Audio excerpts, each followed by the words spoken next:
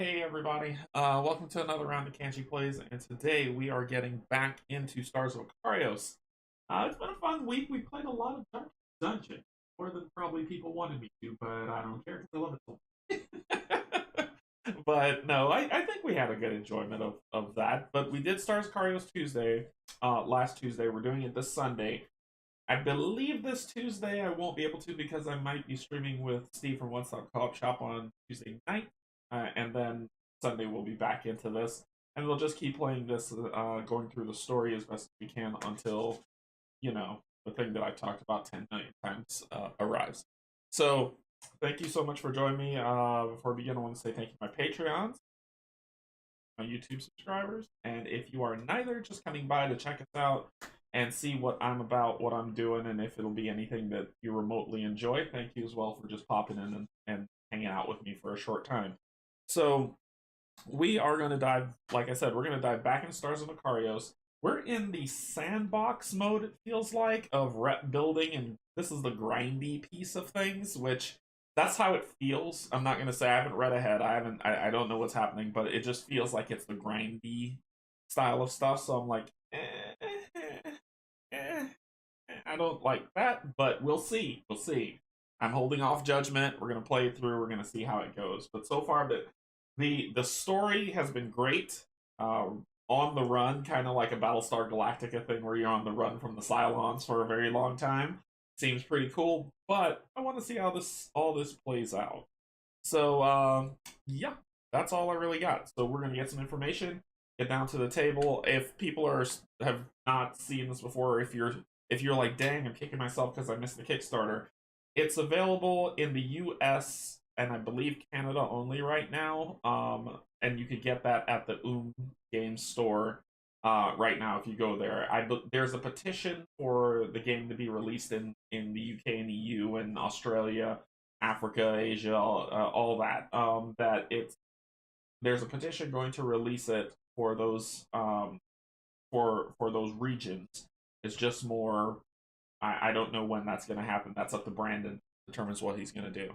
All right. So let's get back. Let's get some information and down to the table. Get into it.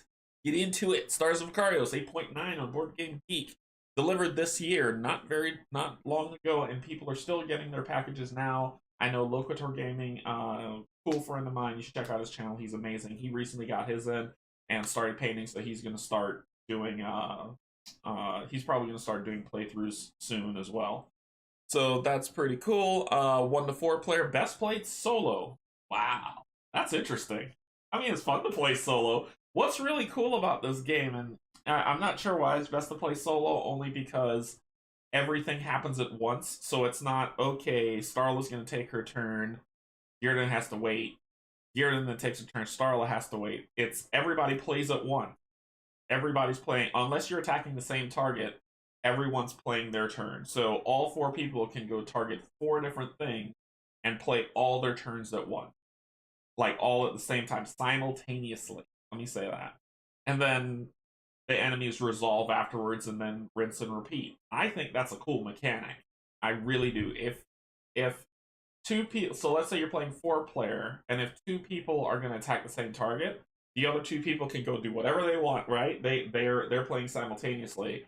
And then the 2 people who are attacking the same target, just work together. So if all 4 people are attacking the same target, then yes, it's that one person goes, then one person goes, then one person goes in turn order. Otherwise, it's free play, and I think that's really great. Hey Brian, no, this isn't Darkest Dungeon. I'm not dead yet.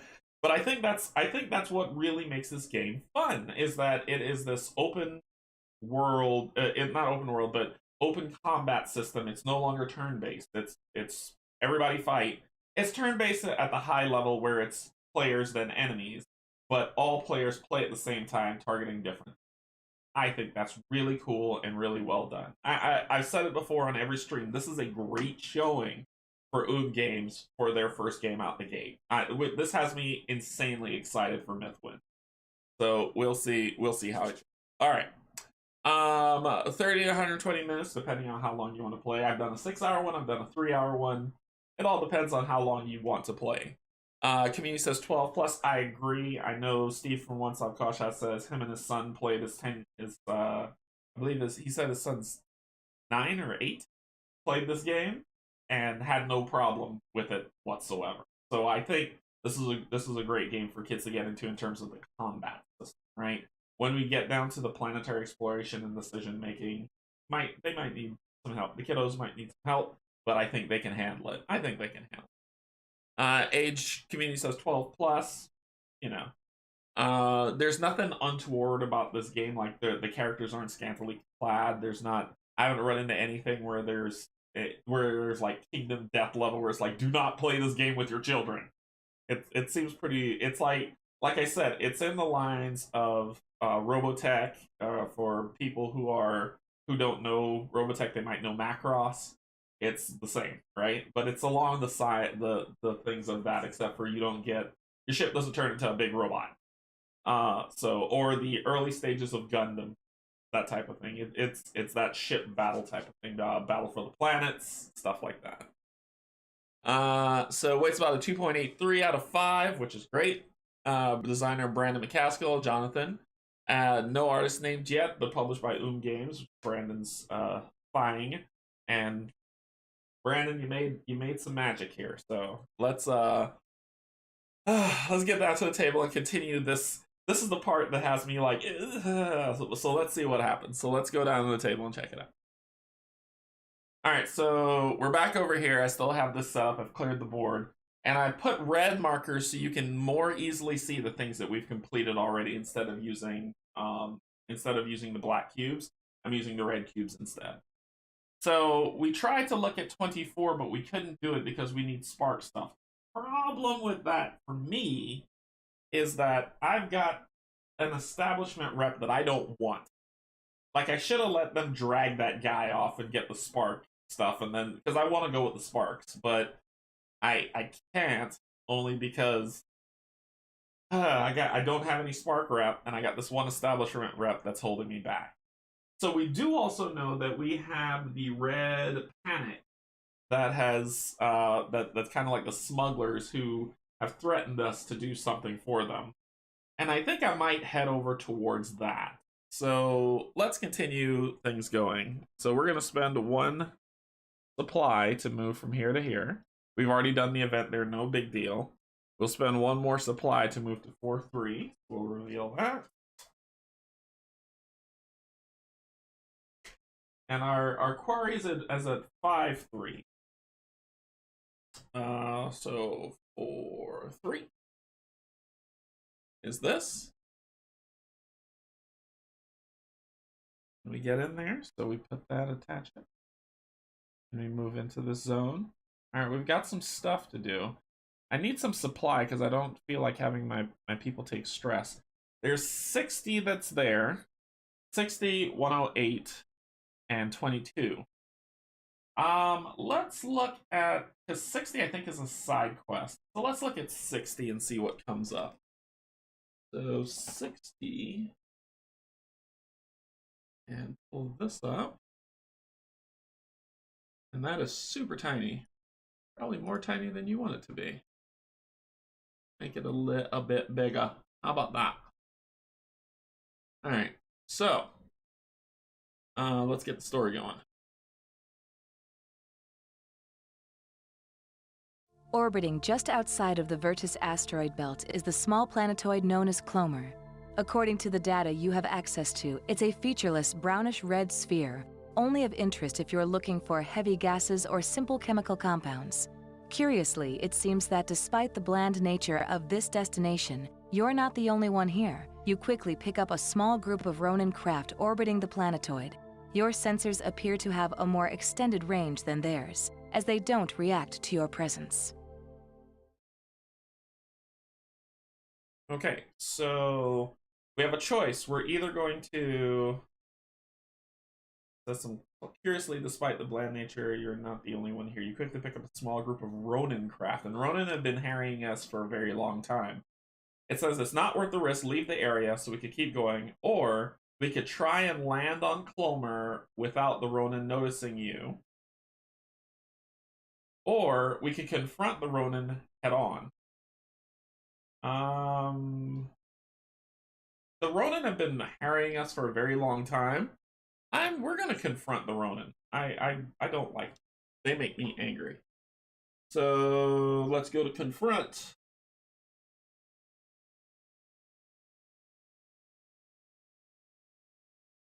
The Ronin see you coming and quickly vacate the area. The Sparrow must look menacing. On the planetoid's surface, there is little to discover other than the expected gases and chemicals. You manage to pull together some resources that the Sparrow can use. Alright, so we get 3 supply for the Sparrow, taking us back up to 7, which is cool. And we do the Clomer thingamadoo. That's probably going to come back and bite us in the keister. So Clomer, so 60 is done. We could go to 5-3, which is our side quest mission, and get into a fight, or we could check out 22 and 108. Let's go to spend the supply to explore to go to 108. If things get dicey, I'll run. So let's do 108. Let me go back.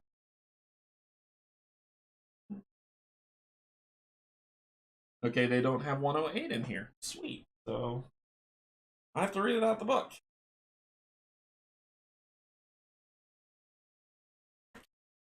Uh, 108, unless I'm horribly blind.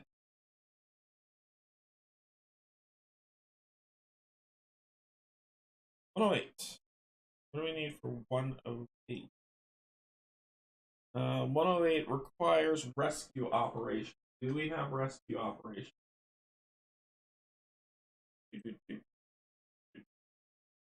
No, we don't. I think that's a misprint. I feel like that's a misprint as well. Because 108...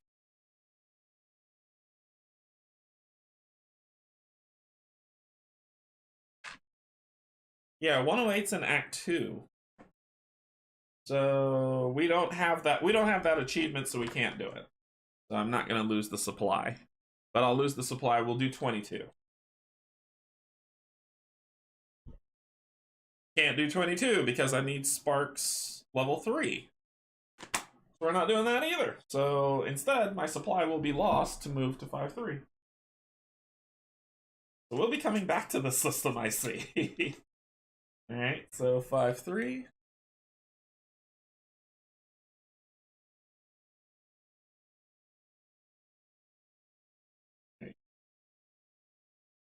And there's an event that happens here. After we move into 5-3, there's an event. We come over here, shuffle these up. I'm not looking at them, not looking at them. Won't look. Can't make me. And we've got 1, 2, 3, 4, 5. So we'll do. I'll roll the d6. If it's 6, I'll just randomly pull.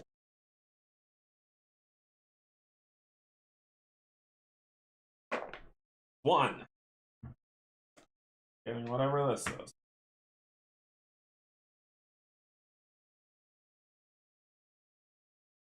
When you pass an old convoy freighter, bad management. When you pass an old convoy freighter that has been refitted as a way station, the chance to break the monotony is too good to pass.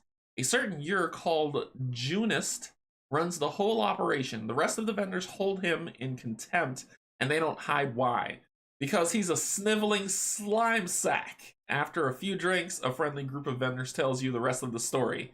He treats all of us like idiots, tells us different things, tries to pay us off against each other, or play us off against each other. All he cares about is looking good and making money off of us. We've been thinking of teaching him a lesson. You up for it? So, do we? It sounds like he deserves it. Commence mischief, or these vendors don't seem happy or trustworthy. I'd best not get involved. So if he's playing us against each other, to me it sounds like this guy has connections. And it could be bad, but I'm going to let you all decide what I'm going to do. So, what to do?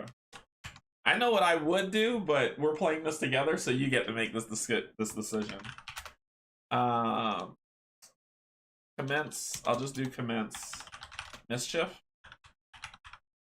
or stay out of it. Let's do that, and I'll post a poll now. So choose which one you'd rather choose. Which one you'd rather do. I know which one I would do, but like I said, we're playing together. You tell me what you want.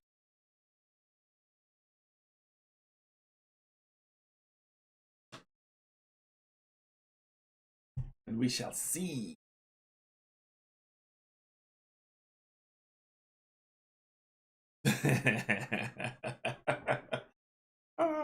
Like I don't know which one y'all are gonna pick, right?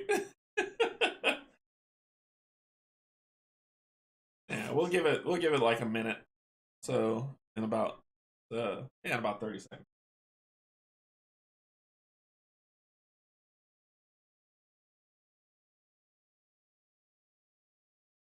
We'll see what we'll do.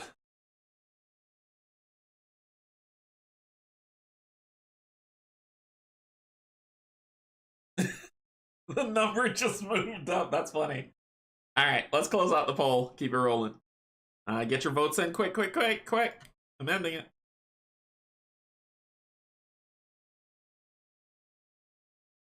So 5 people voted. One person said stay out of it. Everybody else was like, nope, cause commence mischief. All right, commence mischief is A. It says, after an evening of planning, you're ready to make your move. The next day, you played Junis at his own game, reporting him for infractions against the trading union, spending complaints about his inefficiencies to the way station investors, and most satisfyingly, forging his approval for everyone on the way station to receive a pay raise. When you leave at the end of the day, everyone on the way station is much happier, apart, of course, from Junis, who is overheard on a comms call trying to explain things to his outraged investors. As thanks, the vendor group together and give your squad some much needed upgrades. The Sparrow gains 3 supply and Sparrow upgrade number 6. Amazing. Hey Emil, what's going on? Are these scenarios connected in any meaningful way, or is it more of a dungeon crawling, walking, whatever you want to do? So, yeah, no, this is a good question. So, are these scenarios connected? This stuff that I'm in now is more sandboxing. Is more sandbox. So, I think we're just kind of exploring this locale, and then back to the main story. But there's if I get an achievement, then it's connected to whatever is going to happen. If I don't get an achievement, then it's just an event, a side story, that type of thing. So good question. Hey Frederick, what's going on? A little mischief can hopefully. So we got upgrade number 6, and I'll put it under here. So upgrade, all pilots are immune to is that target lock? To radar jam. All pilots are immune to radar jam. Wow. Good play. So we got 3 and then a Sparrow upgrade number 6, which we're going to put into effect. That's a good play. Well chosen. Well chosen. That was pretty cool. So now I can't be radar jammed, and if I spend and I got the healing aura if I need it to start off. Well played. I ain't mad at you for it. I thought that was awesome. So we got those going. All right, cool. And we got 3 supply, which took us up to 9, which is pretty hardy. So 49 is the side mission that we have to do, but let's check out 54 before we go to 49. So let's check out 54. Let me see if I have any requirements.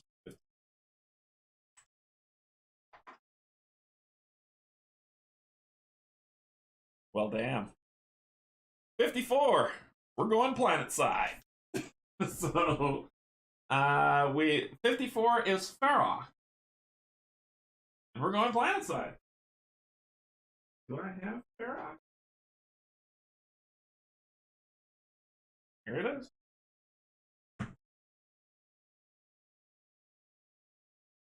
All right, so let's go to 54 and see what's going on. We're going planet side, people.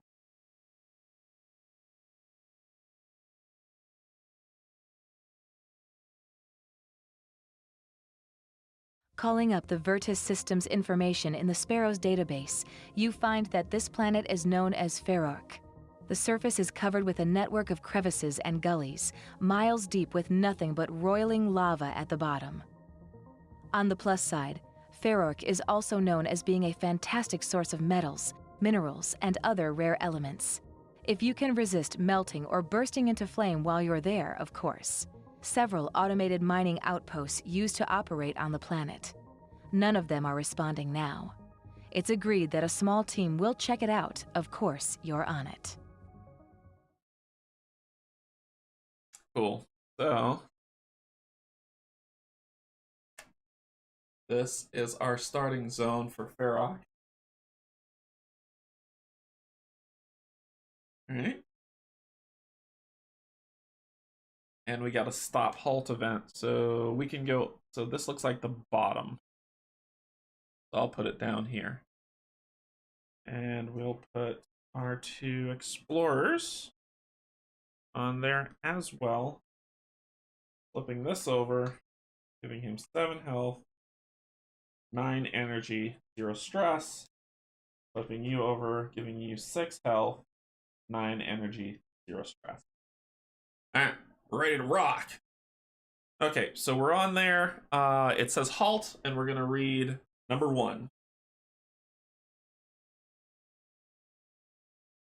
Why is there no audio for this? There's no audio for this.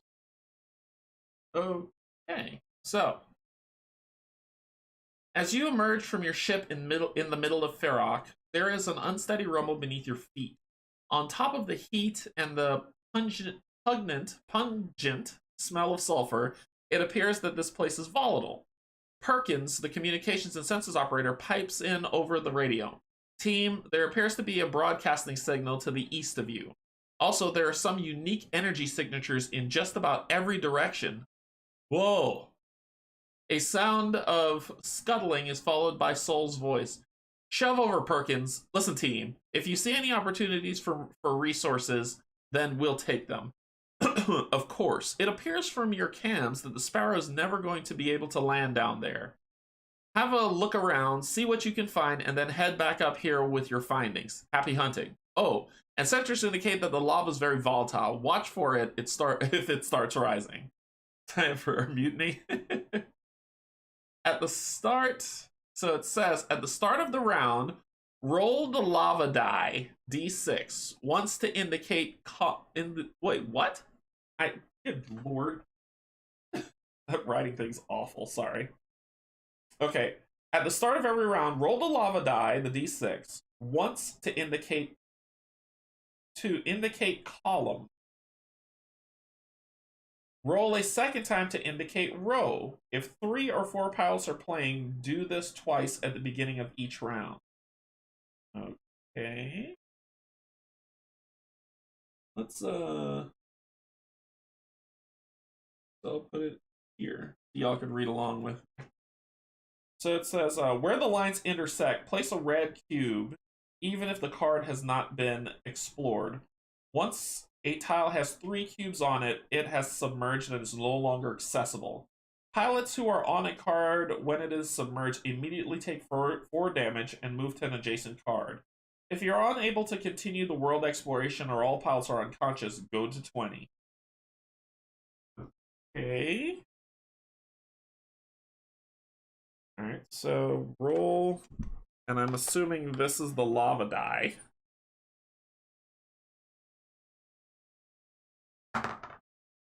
So it says once every round. So second column, first row.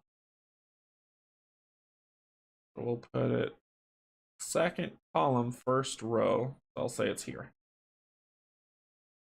It's Atlantis, right? Yeah, I will get the heck out of here if I need to.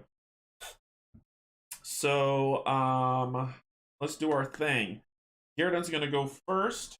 He's gonna do this die for the 6 to move to the. He'll investigate. He'll investigate. I just need 2. It's 2 wilds.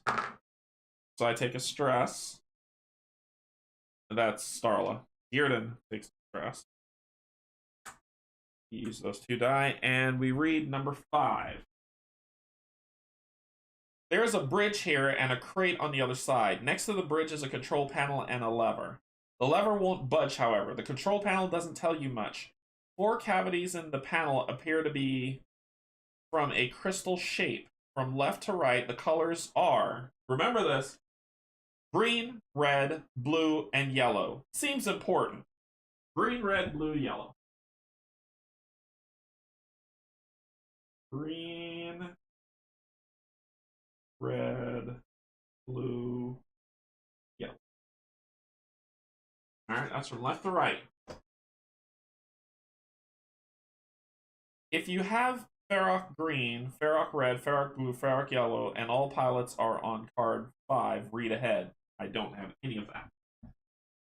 So that, and I need to use different die then for what we completed, because it says to use red dice to blow stuff up. I'll just say I did that, because otherwise it's going to get weird. I'll use a blue die to say that's done. How about that? A blue cube, sorry. Next, I'm going to move to the right. So we're going to 6.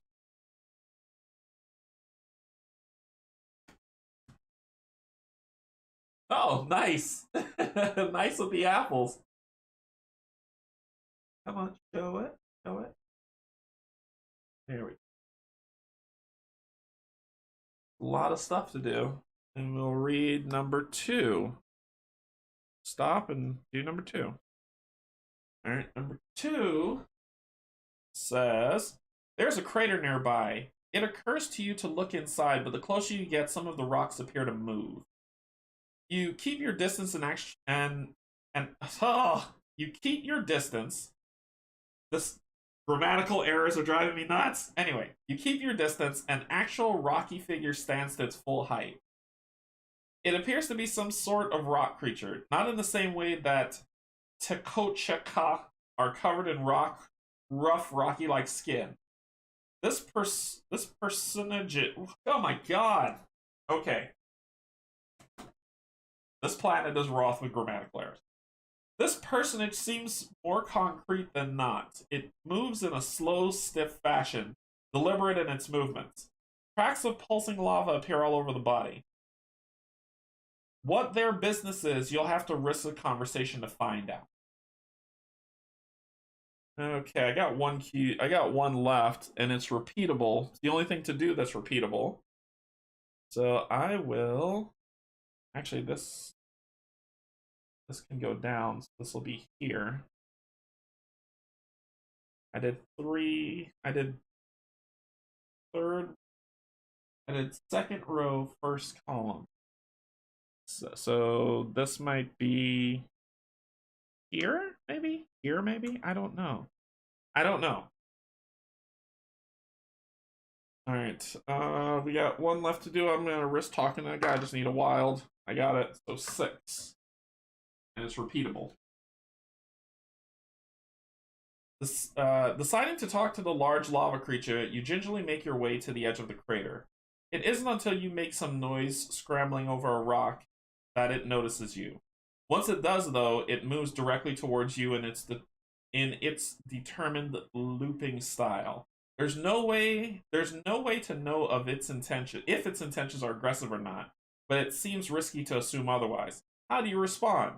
You may lose 1 energy to regain all action dice before making a choice. We could either do strength, where we need 3 stress, charisma, where we need 3 green, or intelligence, where we need 3 green. I'm going to do intelligence. We're supposed to lose 1 energy at the beginning of this anyway. So I'm going to lose 1 energy to get all my dice back. And all I need is 1 green. I'm going to roll all my... I'm going to roll 3 dice. Oh my gosh, I just dropped one of my dice on the floor. Alright, so I have 2 intelligence, so I just need 1 green. I'm willing to roll 2 dice so I can have 2 left to move. This is so stupid. I should roll all 3. I really should roll all 3. All 4. But let's see what we got. Yes, I got it. I got it. So that's the 3 that I need. Sweet. So I got 2 energy dice back. So we were successful! Your efforts convinced the grand figure to sit down while they regard you. When they open their mouths, the result is not what you have expected.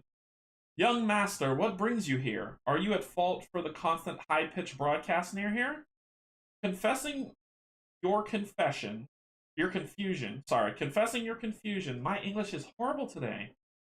The lava person of considerable size explains that there is a signal that apparently their fine-tuned ears can hear, and it's driving them mad. They promise to reward you if you could take care of that terrible noise that you can't hear. If you cannot fix this little one, I will have to submerge this area in liquid fire.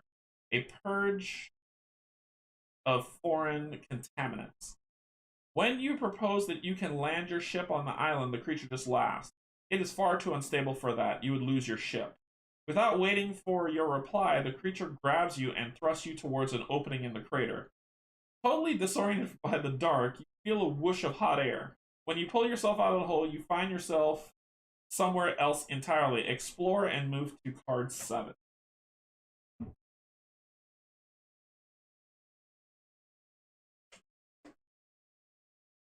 I don't even know where this is, but sure.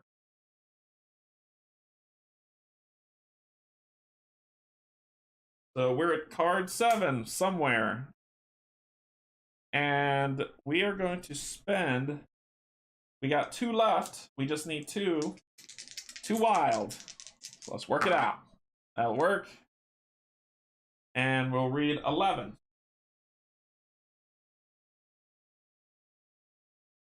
Above the hole that you've crawled out is a green crystal. It is suspended by forces that are not clear. Hot air currents, perhaps. Looking downwards, you can't go back the way you came. That passage is now closed off. Curiously, the crystal is cold to the touch. It feels refreshing when everything else here is sweltering heat. Holding your hand against it, a small piece falls off, large enough that it rests in one hand comfortably, but small enough that you can pocket it while you travel. It's only now that you realize that you're stuck on a mini island. How to get off? Gain green Ferroc. Ferroc green. We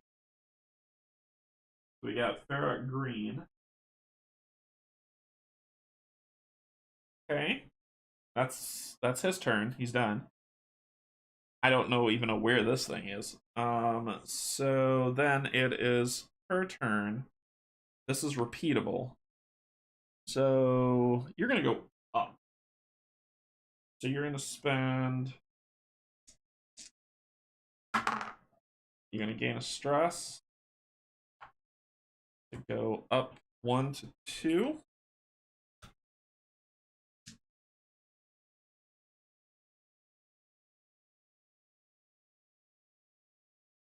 And now that we're at 2, it says stop and read 19. I want to leave this planet. Really want to leave this planet. 19. This is a most unexpected sight. A maze? No one puts a maze somewhere unless they want to protect something of value. The exit appears to be on the west side of the maze. Any thoughts of sneaking around to avoid the labyrinth are quickly extinguished once you notice a river of lava that blocks your way.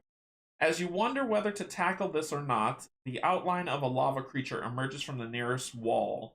Wordlessly, it points towards the entrance before disappearing back into the wall, leaving behind the hint of a glowing outline traveling along the maze wall.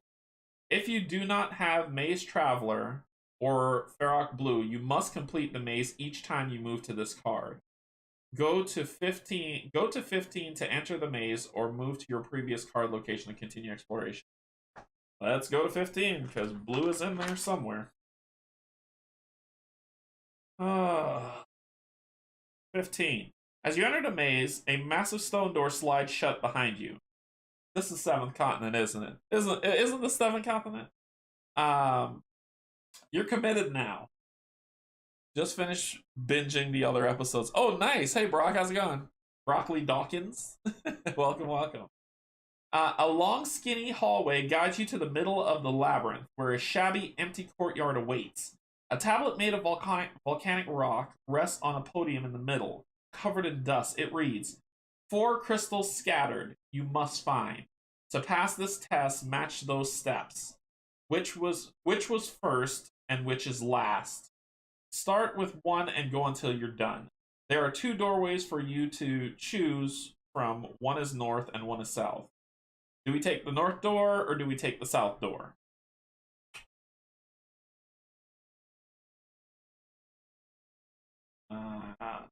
Let's see. It said... So something's in this clue. 4 crystals scattered you must find. To pass this test, match those steps. Which was first and which is last? Start with 1 and go until you're done. There are 2 doorways for you to choose. One is north and one is south.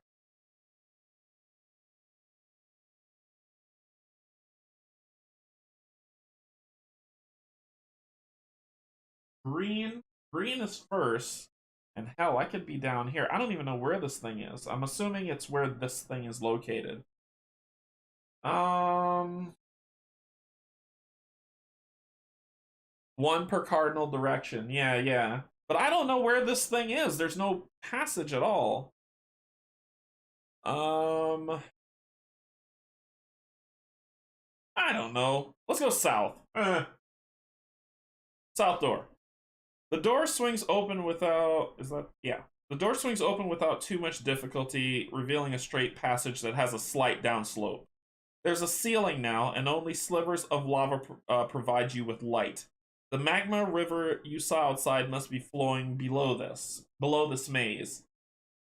That would account for how hot it is, as well as the strong smell of sulfur. You follow the path until you reach your next junction. Your options are simple. Turn left to go east, or turn right to go west.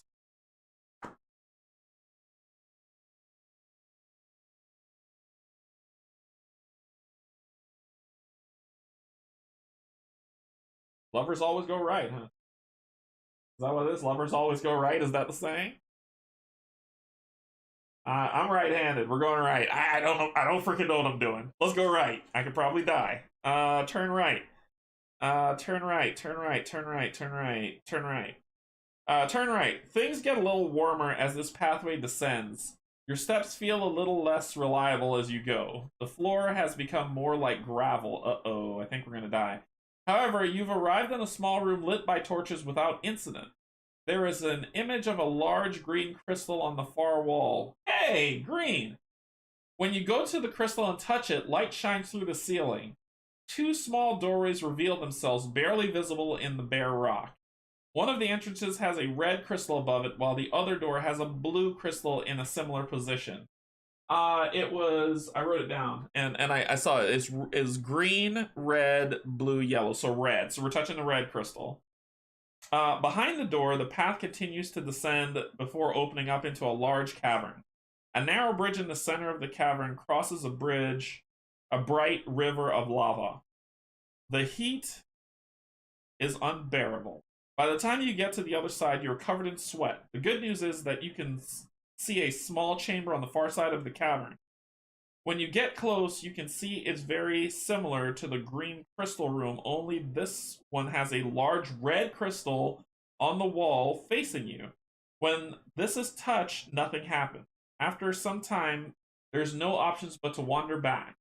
Once you get back to the bridge, several large shards of red crystal lay here that either you did not notice before or simply were not there. They appear as though they would fit together nicely. If you put this together correctly, it would make a serviceable boat. The crystal is mostly clear except where it is scored by heat. It seems somehow lava resistant. Now to figure how to put it together. You must lose 1 energy to regain all the action dice before performing this skill test. Okay. Maybe I should have gone down the blue door. Okay. I need 4 greens. I need 4 successes, 4 move successes for intelligence, and my intelligence is 1, so I need 3. So I will lose an energy to get this back, and I'm gonna roll them all. So I need 3 greens. 1, 2, 3. That's a success. Sweet.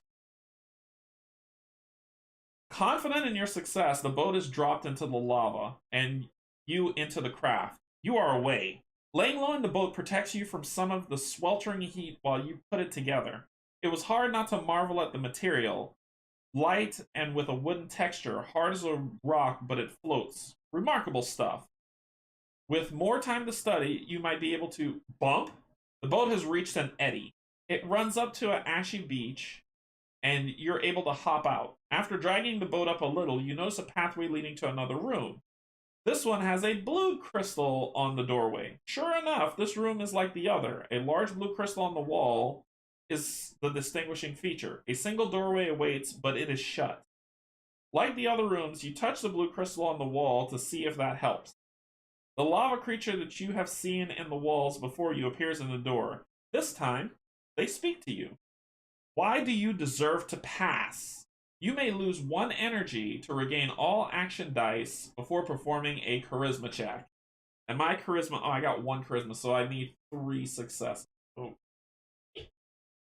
1 energy. So I need 3 greens. I'm gonna fail in the clutch. I hope y'all know this. 1, 2, told you. Well. Can I get in these things? I need to read the rule book because I know when I first roll, I can gain a stress for die mitigation.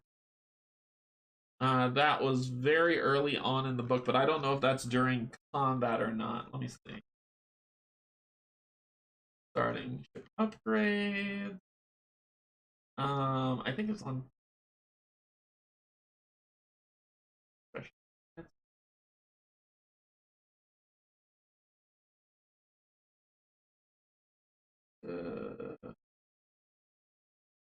It's nearly time.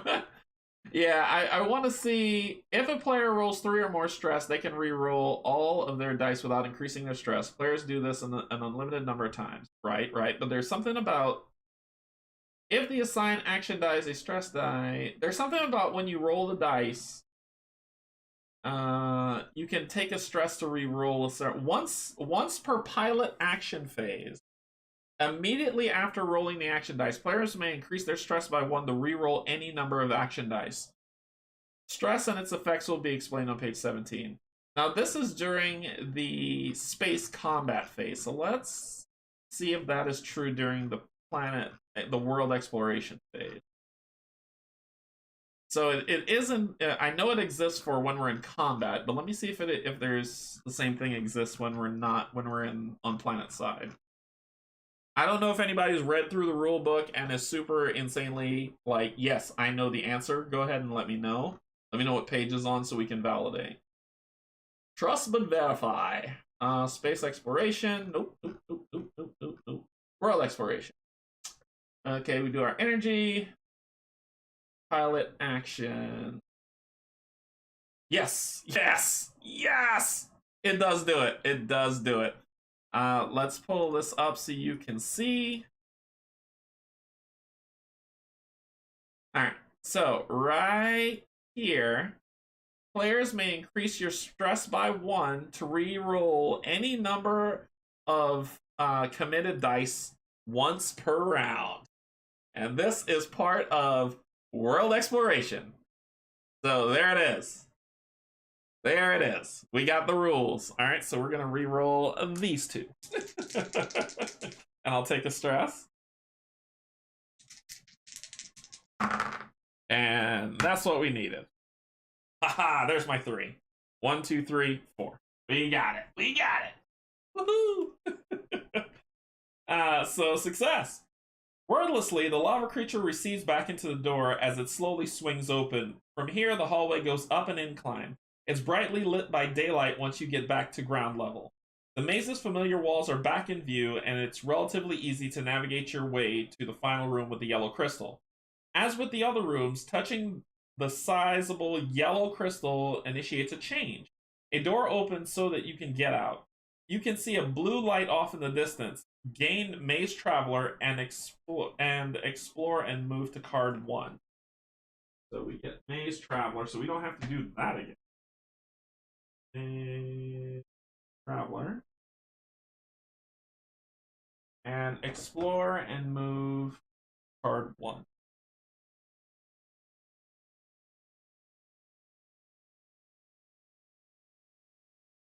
So card 1, we're over here. And that's... Wait, so we got Pontus, so you're saying that we got 3? What was the other one? Alright, so that ends our turn. We spent all our dice to do that, and we're good. So we don't have to do this maze again, from what I gather. 19, because it says if you have if you do not have Maze Traveler or Ferroglue, you must complete the maze each time. Okay, so I have Maze Traveler, so we're good. So we can walk by without an issue. Okay. That ends the round. We go to the next round. We lose 1 energy. We got to roll to see where this is going. So remember, the first one was second column, first row. I don't know where we are. So this must be the first row, second column. So it should be there. Okay. All right. Next one. 3, second column. Oh God. First row. So the maze is about to fall in if it happens again. Okay. Okay, that sucks. Alright, so let's get everybody going. I'll go with Starla first. Let's do 13. We got it, just needed a while.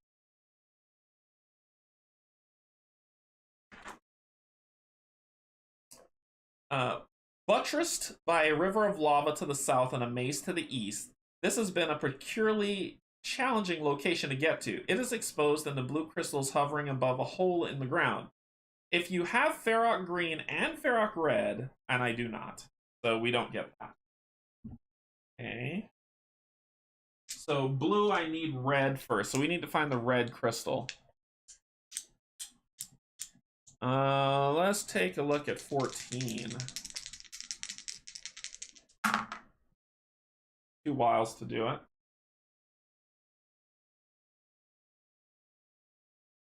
So 14. From this vantage perspective, you can't see much of anything. Barren rock are all around. When you think the yellow crystal, where you think the yellow crystal must be is shrouded by the maze and boulders in the distance. You can, however, see the island that you initially landed next to, the location that sent you on this wacky quest. There appears to be a single box there. In fact, the box looks sort of familiar. Is that what is sending out a signal? The short breather was good for you. Gain 3 energy. So 1, 2, 3, that's good. Alright, and then I got 1 left. So that is this. I can't get anything. I'm gonna hold off on her last turn. Gearden's gonna do 2 for 12. 2 stress, nice. That's awesome. So we're gonna do 12. I'm gonna come back to her for her last turn in a second. Not too far from the green crystal, you find a couple of surprises. One is some machinery that looks very familiar. Medellian tech. The pieces laid out are from rudimentary service robots that were common on Medellia. The appendages of one such droid are laid out in the shape of an arrow pointing east. Unfortunately, there's nothing that way but a lava river. Behind the arrow is a rock door. It looks like a closed cave entrance with a small green gap that seems to function as a keyhole. If you have Ferroc Green, which we do,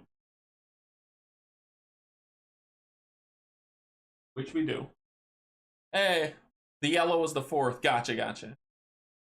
The only logical thing to do here is to place the green crystal in the gap in the door. When you do so, it falls out. Nothing seems to happen. Bending down to pick the crystal up, you can hear the grinding of the door as it opens. You just manage to grab the crystal in time as the familiar whoosh of hot air grabs you. It's only moments in the dark before you emerge somewhere familiar. Move to card 5. Card 5 is here.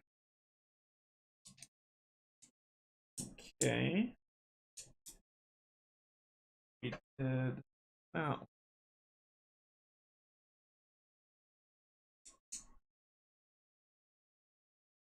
I'm so confused. If this is the top, row 1, column 2. And how do we get...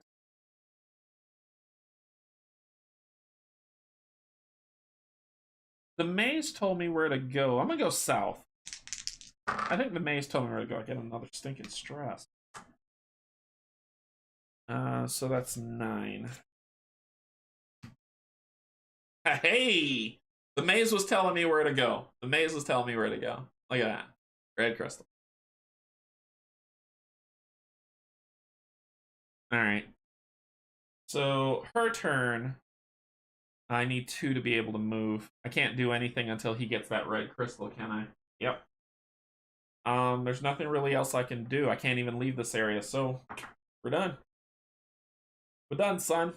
Alright, so there's 3 cards left. Okay. Need you to roll high. Column 1. Row 3. Column 1, row 3. Sorry. Column 1, row 3. It's here. Duh. Okay. So that's where it goes. So then this was column, second column, first row. Yep, yep. All right, cool. They lose an energy. All right, Gearden's gonna go first. He's gonna spend 1 on the red crystal. So 8. Shielded by surrounding rock, a red crystal is mounted. Its bright red glow stands out against the backdrop of gray drab rock and ash everywhere. Drawn to gaze at the glow from all angles, you find a pad embedded in the ground behind the crystal. The pad includes a space-shaped like crystal. Unlike everything else in this area, the empty receptacle is green. If you have ferric green, once you set the green crystal in it, it sinks deep down slightly. Kneeling down to get a closer look, you're bonked on the head by a shard of red crystal falling off. You got what you needed, although it hurts a little. Gain ferric red. Ferric red.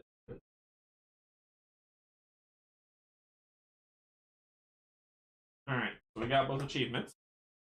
And that ends that. Then we're going to go over to her and do the blue. So we just need 1 for the blue. That looks like a purple crystal. And there it is. So we do blue, which is 13.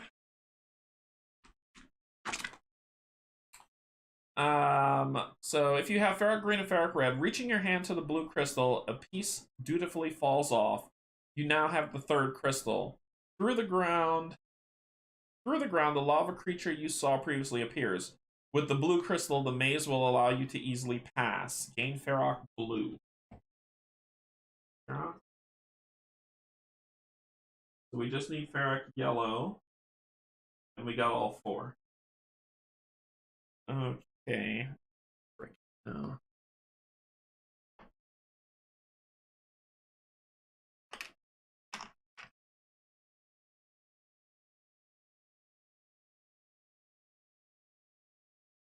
I gotta leave this off because I'm gonna be pulling stuff. It's gonna drive me crazy to lift and lower. Okay, so we've got turns now. So it was, according to the maze, south to get red.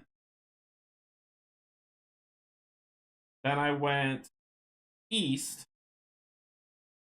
So it should be here. The yellow one should be here. Well, east was, sorry, I went south, which I guess that's where this is. This must be south. Then I went east, which was where the red one was. Then I went to the right. The yellow one has to be here. So let me get her over here before that thing submerges. So I'm going to spend two while to move. One stress. Get it. Move in here, and I don't have to do the maze anymore because I'm good. And then, oh shoot, I need two to move. I'll do one to go south. So I'm not trapped anymore.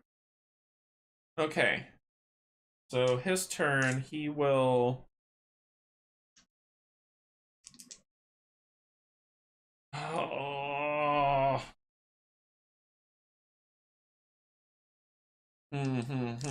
Hey, morning, what's up? So I'm thinking of...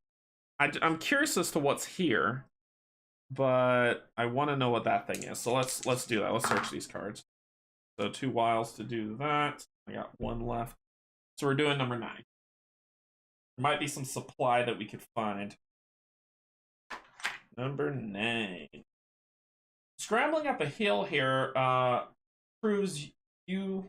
Sorry.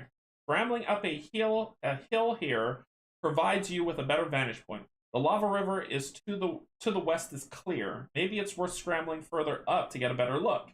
Must be careful as this hill is quite ashy and not quite stable. You may lose 1 energy to regain all your die to run a test on a dex.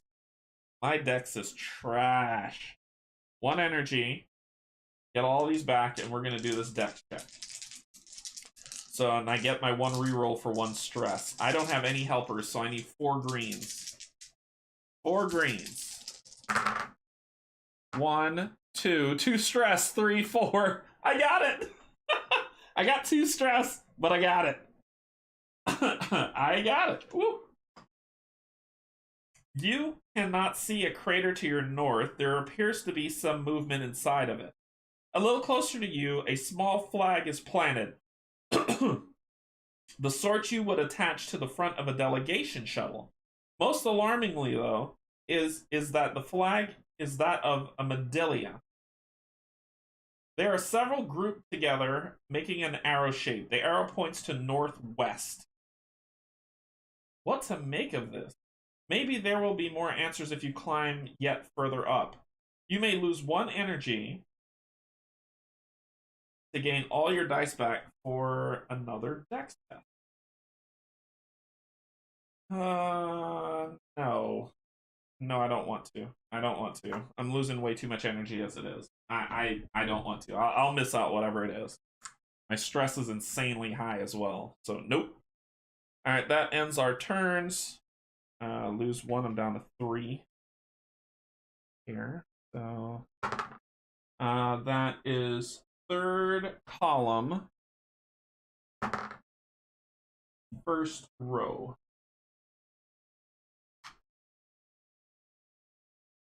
Okay, energy goes... Oh, I think I already moved energy down, right? Yeah, I think I already moved energy down. Alright, so... Starla. Let's see what's at number 3. Move here. Then you gotta spend 2. Move to 3.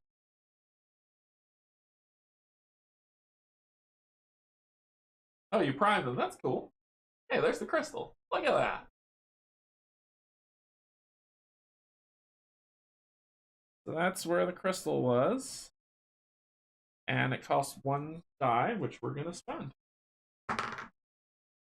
So that is 16.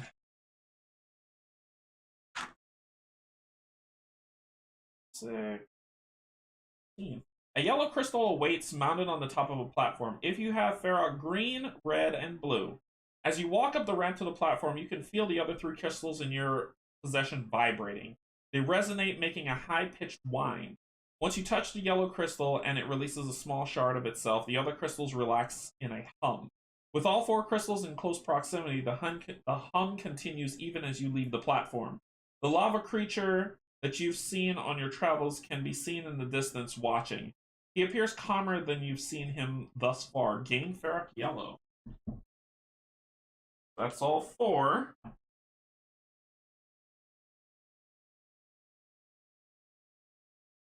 Okay.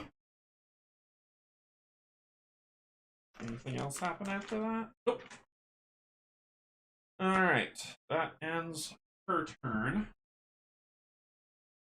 Now for his. So we got...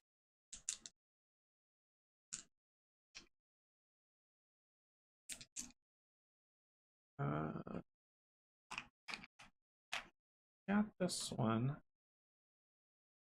Yellow. Put blue on it. Okay. So on her next turn, she could look at 17. He could check out 9 and then move to 8. So let's do it. There's another stress. And he's looking at 9. Or did I already do 9? Did I already do 9? I already did 9. Sorry. I already did 9. 9's done. 9 is Finny. I just didn't put a thing on it. Because that was the climbing up stuff. So he's going to move to 8.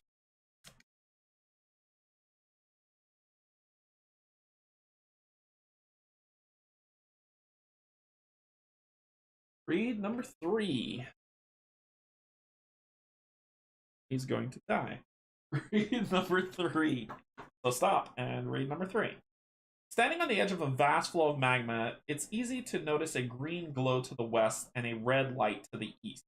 That's not the most obvious detail, though. There's no chance you're crossing this lava river. Did the lava just rise by a few inches? Time to keep moving. Okay, so I've got 2 left.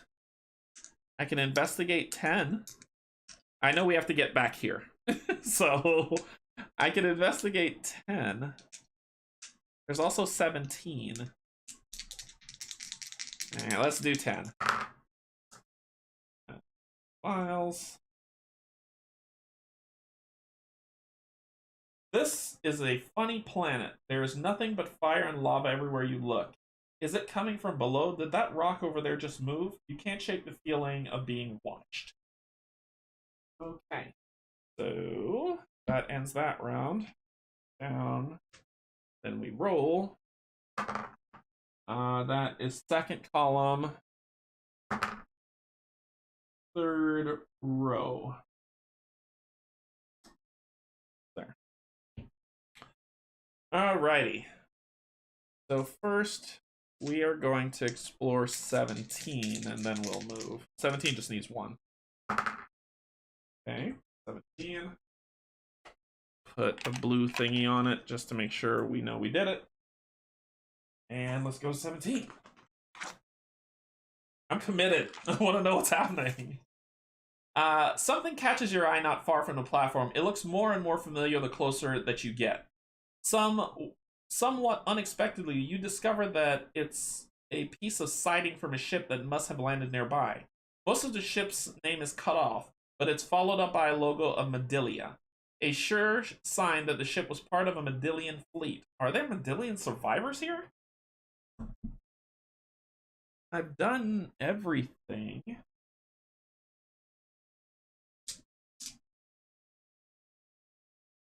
There's nothing else to search up here, so we're going down. Move here. And let you talk to old dude. So number 6.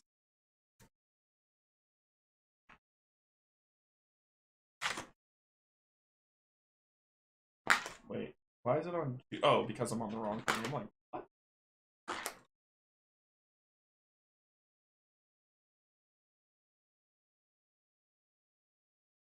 No, I don't want to do number 6. Number 6 is what we did before. Nothing's changed. It wouldn't be 6. I'll just. Nothing's changed if we do 6. It says, how do you respond? So we can re-talk to him, but he doesn't do anything once we get what we need, so no point in it. I don't want to move to this again. We got all the crystals. We can get the heck out of here, so I'll just waste that. I'll do 7 right before I leave. But you... We did 10, right? I think we looked at 10. We did look at 10. Yeah, it was... Can't shake that fear. I forgot to put a blue on 10. Alright, let's go. Here. Move here. Alright, we'll check 7, and then we're going back to the ship. So, end of round. Loss. 3, second column, third row. Okay. Now, you don't have a lot of stress, so let's let you look at number 7. 2. Let's look at number 7. The lava here seems to flow by the nearby crater. Best not to linger here, or the creature nearby may spot you. They may not be in a friendly mood. All right, and we are out. So you're going here, taking the stress, and moving back over, and then that'll be the end of you. Your turn. You just need 1. And then we're going to do 21. I think we've done... Yep, we've done everything. So we're doing 21.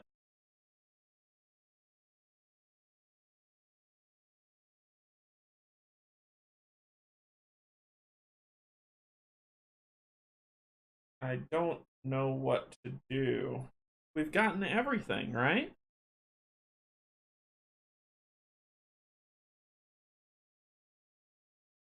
There's a repeat of... You can repeat 19.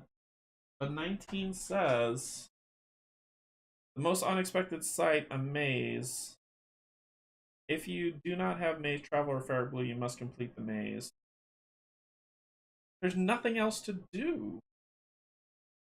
Oh, there's 1 card, which is 4. But where is 4? Did I miss something?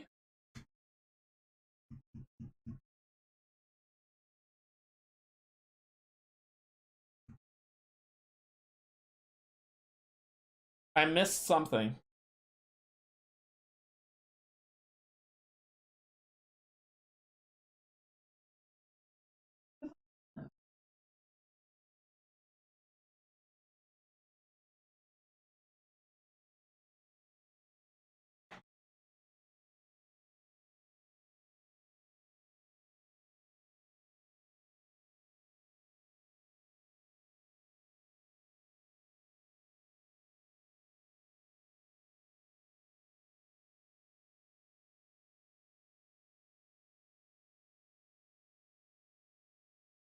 I don't know what I missed. There's a missing card here, but I don't know where it goes to.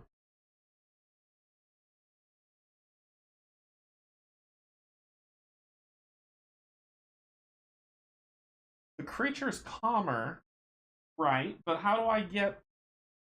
if I do 6, the creature doesn't do anything. It just throws me back to this. Like when I went back to 6, it didn't say, hey, do you have all the crystals? It doesn't say that. When I got the yellow crystal on 16, It says, as you walk up the ramp, blah, blah, blah, blah, blah, the lava creature that you've seen on your travels can be seen in the distance watching. He appears calmer than you've seen him thus far. Gain Ferric Yellow, but nothing else happens. I don't know what's happening. I gotta go to the FAQ.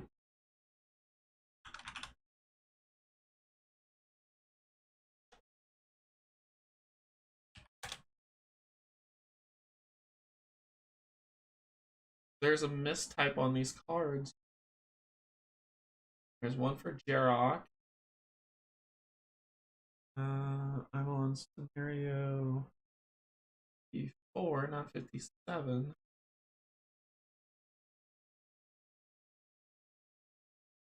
Do y'all see something I missed? Because it was like, okay, well, you chose not to climb higher. Alright, that's cool, but I climbed higher. And nothing else happens from it.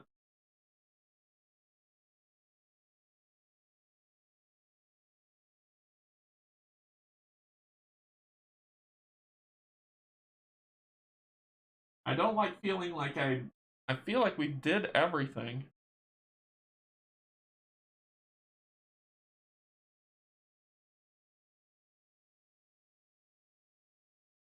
Hmm.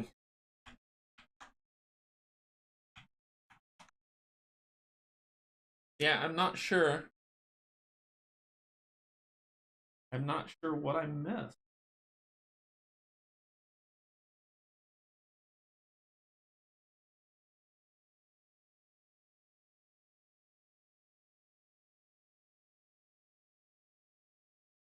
I don't know if y'all are seeing something I'm not. 6 was the only thing left to do. Because we did 10. And 10 was like, nope, that's a lava thing. That's terrible.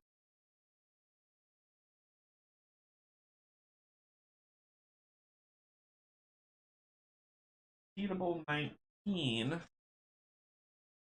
Is that it? 19 maybe? Nope, that's the maze.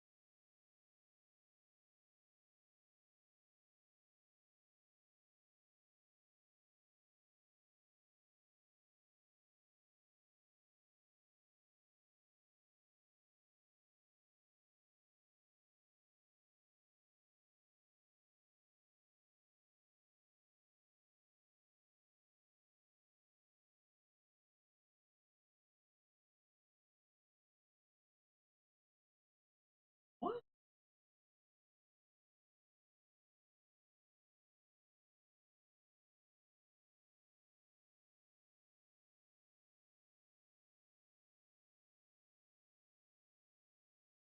Where is that?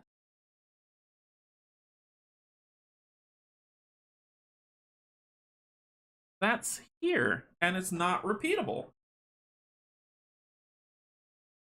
All right. I found a screw up. I found a screw up. It's here.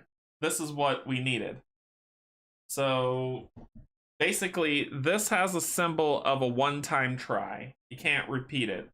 But it says if you have all the crystals and all pilots are on there, then something happens. So I'm not going to leave. I am not going to leave. I don't like that. I don't like that because that's not repeatable. That's a screw up. Number 5 needs to have that repeatable thing on it, or else you try it once and you can never complete this mission. So there's a mistake right there. So I'm going to go through with it because it says if you have green, red, blue, yellow, and all pilots are on that card, the bridge is on the same position as when you first landed in this area. The control panel sits waiting for you. When you place each crystal in its appropriate spot, the bridge lowers on its own. Now you just have to walk across. All pilots on card 5 explore and move to card 4. So that is a mess up. That is something that needs to be reprinted.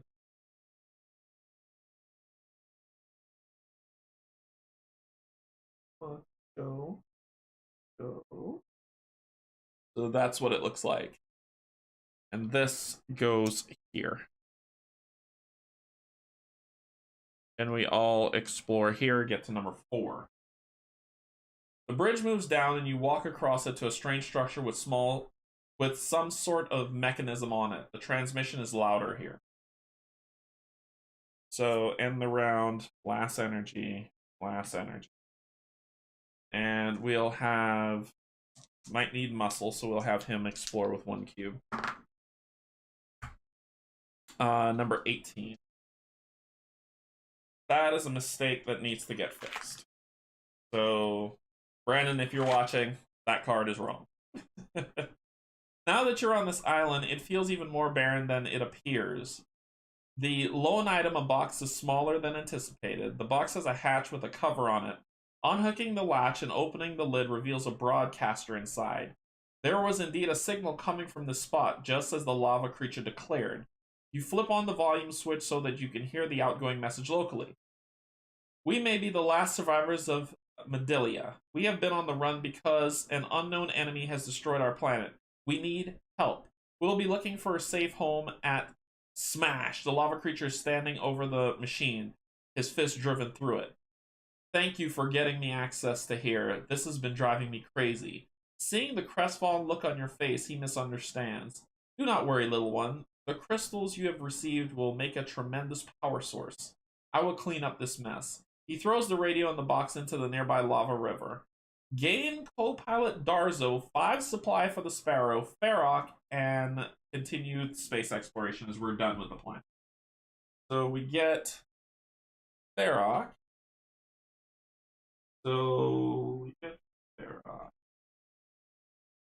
We gain 5 supply, which puts us as max supply. And we gain co-pilot Darzo. Alright, so I can put these back.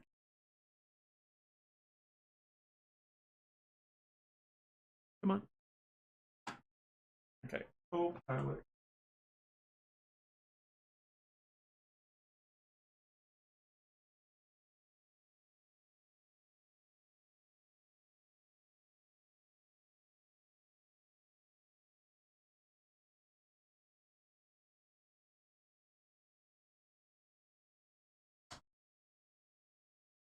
That's a droll. But it says Darzo on it. It's another misprint. It says Darzo on it, right? Darzo. But when you flip it over, it says Drolf on it, which it should be Darzo. So another misprint. So let's find Drolf. Drolf says Darzo on him. Alrighty. So this is getting better and better. So when we find Drolf, and we flip Dwarf over, it says Darzo on it. Oh my gosh. Let's see the FAQ. That is also a mistake that's not caught in the FAQ. So that needs to be fixed. Yeah. So those are 3 things. So I found a couple errors already for people to make shift. I don't know which one. I'm going to take the one that says Darzo on it, even though it says Drolf on the back. And this one, so these 2 are switched. I don't know which one to pick. I'm going to take this one that says Darzo here. And then whenever Drolf comes up, if we ever find whoever Drolf is, I'll use Darzo's card for that.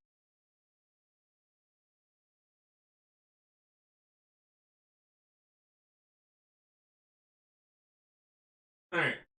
So the arrows on this one, because I probably need to submit something, is Drolf and Darzo.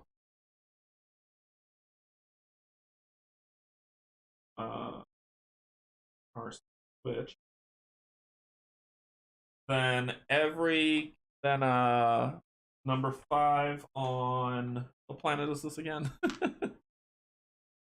On Ferroc.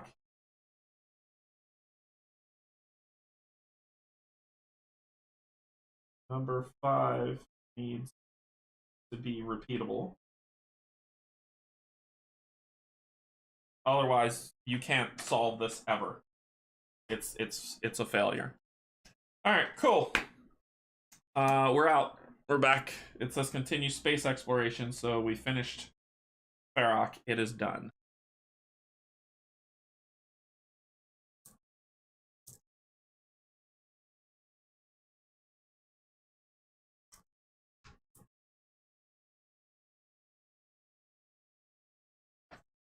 So we finished it. We never have to come back to this place. The Ferroc cards need work.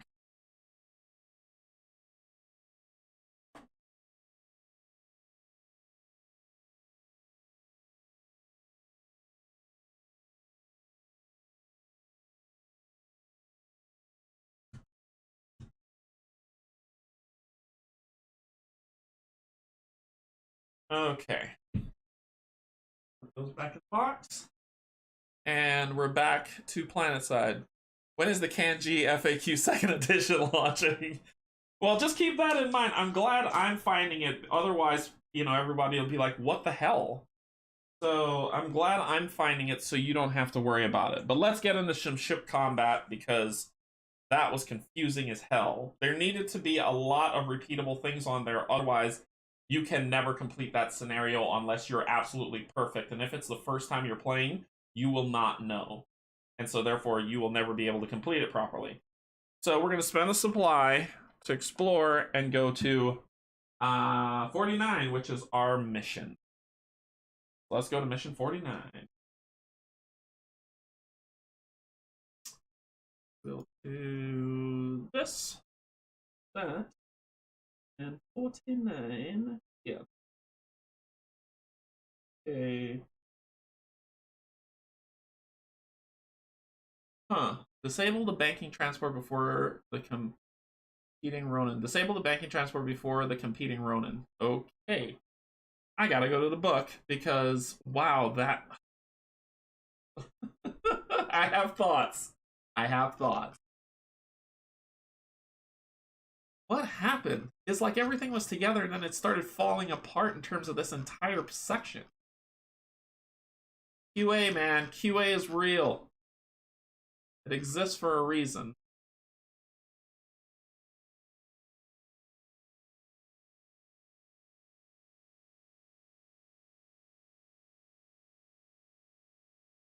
$49. Okay, so we need Ronin 1 as a requirement. We can't. Do I have Ronin 1? I do. I have Ronin 1. I do have Ronin 1. Okay, so we can do this. Disable the banking transport before the competing Ronins. All right. Objective: disable the banking transport before the competing Ronins. Seems pretty straightforward. Okay, so let us get this Planetside module together. This is a lot of stuff to move out of the way. Make sure you have the table space for this game. So let's look on here. We did 59 on this one. Then we did all 3 on this.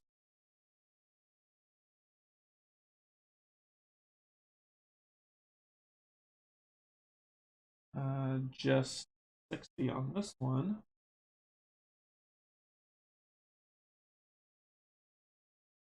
16 in the event.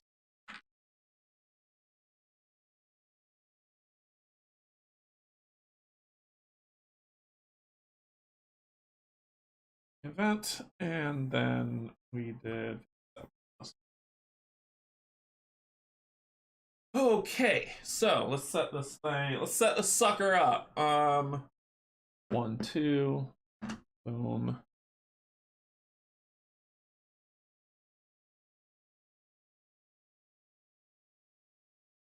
Field goes 1. Boom.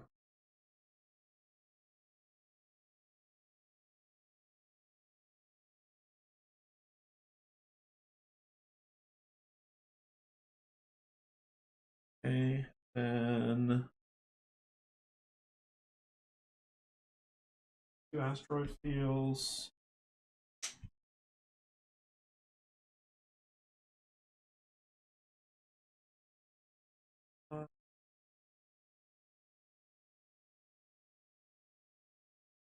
This I'm gonna go 1, 2, 3, 4, 1, 3, 1, 2, 3, 4,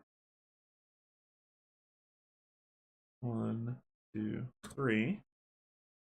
Then right next to it, this, and then we got a new tile. Oh.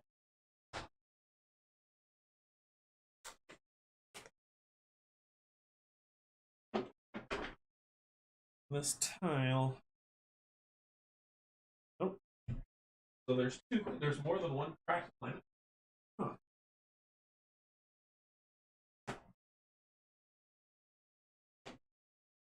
No, there's not. No, there's not. That's the crack planet tile. So the images haven't been updated to say what's what. All right, cool. So I'm gonna go here. So it's 1, 1, boom. Okay. So now we've got lots of elites. Lots and lots of elites. We've got an elite scout that is here. Nice. We've got an elite scout that is here. So that's all. And then we've got this thing, which is a regular. That is here. One more.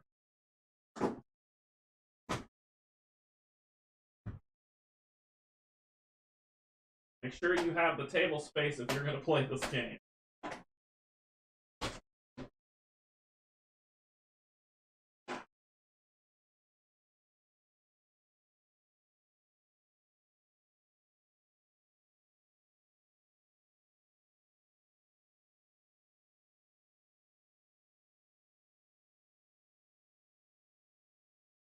One, two, which is 1, 2, 3, facing this way. Then, so that's all for 1 player. For 2 player, there is 1 more of those. To paint these now.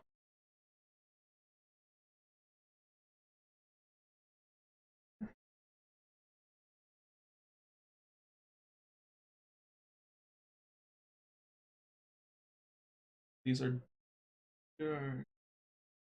Oh, one of them is a Aeronaut. Oh, oops. So this dart, Aeronaut. So this dart is here, facing that way. And then an Aeronaut, which I don't have painted, and I will need to paint.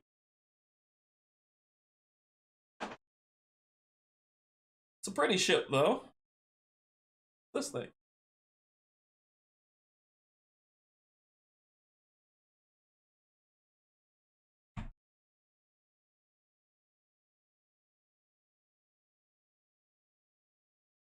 Break your finger trying to get the stuff.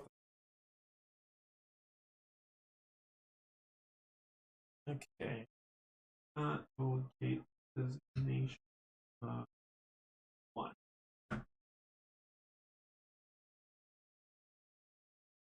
and it is a regular ship. And it is facing that way. Okay, so our job disable the banking transport before the competing Ronins. So this is an elite.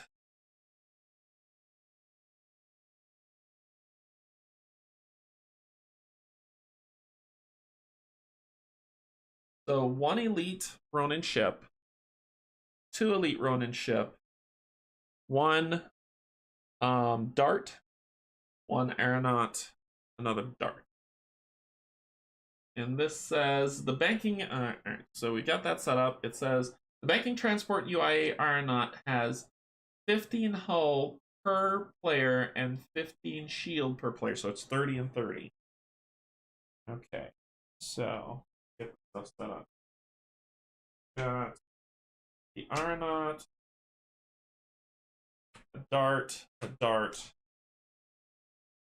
Ronin scout, Ronin. So we've got both elite scouts, 1 and 2. We've got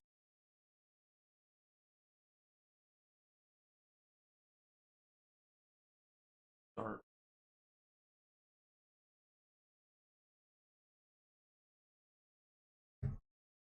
Got a regular dart 1 and an elite dart 2.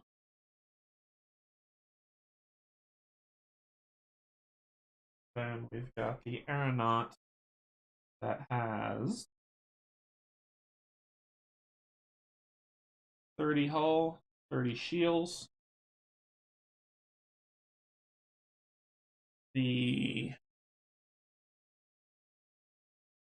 Let's see. The banking AU aeronaut has 30 hull, 30 shields, and does not use combat cards. Instead, at the end of each round, roll the d6 and rotate and move the banking transport 2 hexes in the corresponding direction. All enemy ships consider the bank transport an enemy. If an enemy reduces the banking transport health to 0 before you, you fail the scenario. Alright, so it's just a race. I can kill them and then just take over everything. Alright, so the Ronin ship as an elite as 8 hull, no shield. 8 hull, no shield. The darts have the regular one has 8 hull, 5 shield. The elite one has 8 hull, 8 shield. Piercing is a big thing for this. And you're at 30. Let me actually move this.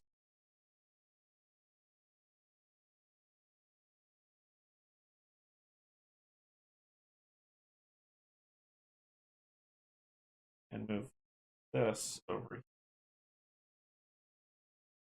So we can make space so you can see what's going on. I know you can't see right now, it's okay. Alright, so we got it all set up. Let us get the AI cards.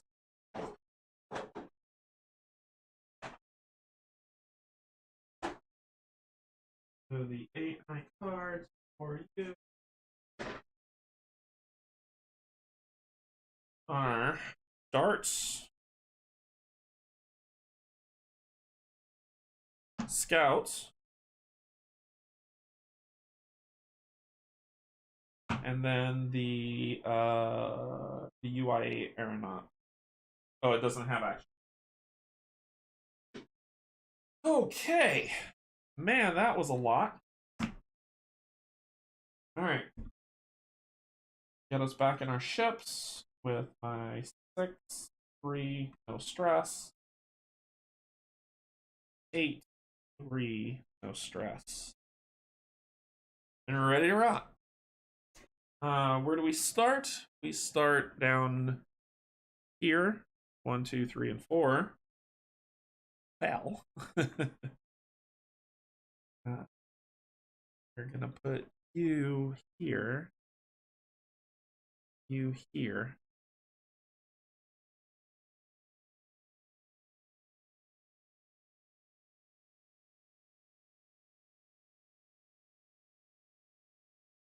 Or maybe switch them around. No, no, no, no, no, no. That's good. All right, so round one, we have to reduce the hull to it to 0 or... All right, so everybody is going after that ship, and we got to shut it down. Okay, so let's see.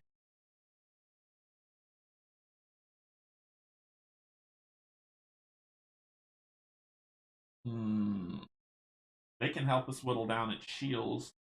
Oh, and just to let you know about the aeronaut, if you're like, well, what type of ship is it? Hey Marcel, what's going on? So basically, normally it would have 12 hull, 12 shield, and 5 attack. But look at what it's immune to: push, pull, radar jam, hull breach, slow, and pierce. So it's immune to all that stuff. So I'm gonna let them whittle down his shields, and they view it as an enemy as well as me. So how about we take down that elite Ronin scout first? That seems ducky. All right. I am going to have Starla go first. Let's see what she's working with. All right. Too bad. So I'm thinking of the interference within range 2. So I have to, if I use a move, I can move 1, 2, 3. He's not within range 2 to use the interference. I can barrel roll here, then do 1, 2, 3, and then I can interfere with him. Let's do that, because that's fun. So I'm going to do that to barrel roll, flip, and then I'm going to use this to do interference. 1, 2, 3. Hello there. And because it has an effect of 2 enemies, 2 targets, infinite targets within range 2 to a radar jam, which I will do on you, number 1. Hey, number 1. For that, and then I think I'm gonna interrupt beam, because that sounds fun to slow you. Ooh, are you immune to? You're immune to hull breach. Or else I'll have a hull breach you're sorry behind. But let's slow you. I'll spend that to shoot you for 3. Shuffle this. Dun, dun, dun, dun, dun, dun, dun, dun. Right. That was my hype. I don't know what's wrong with me. Sorry. I could have bolstered him before I left. 2 targets within range 3. Yeah, he's too far. Could have bolstered him before I left. Okay. Just don't miss. -1. So that is 2 damage. 1, 2. And you are slowed, which means you are not moving. Ever. And then I got 1 left.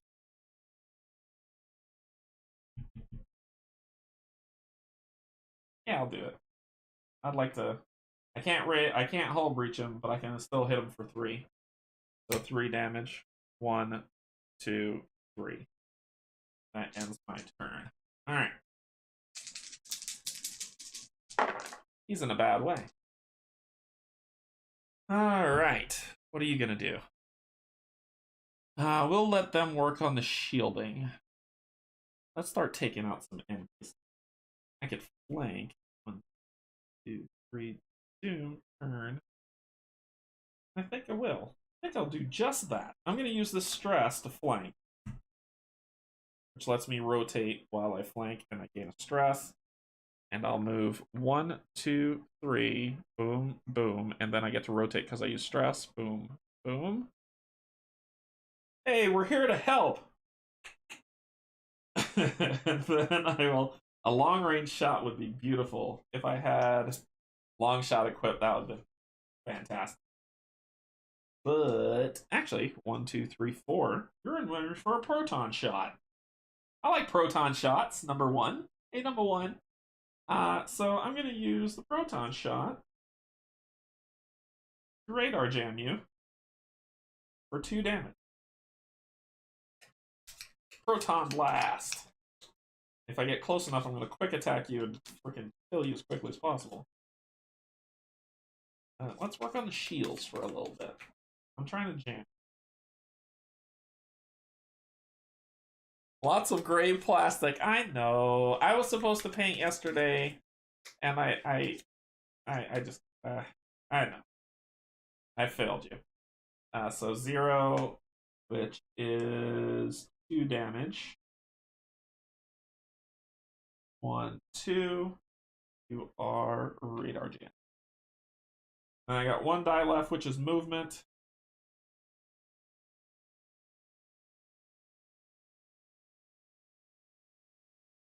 I'm gonna spend at the bank.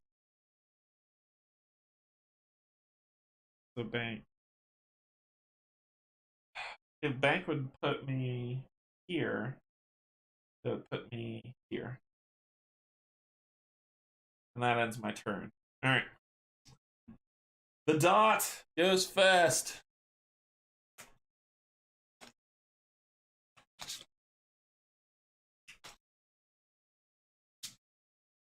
Let's see how the darts do.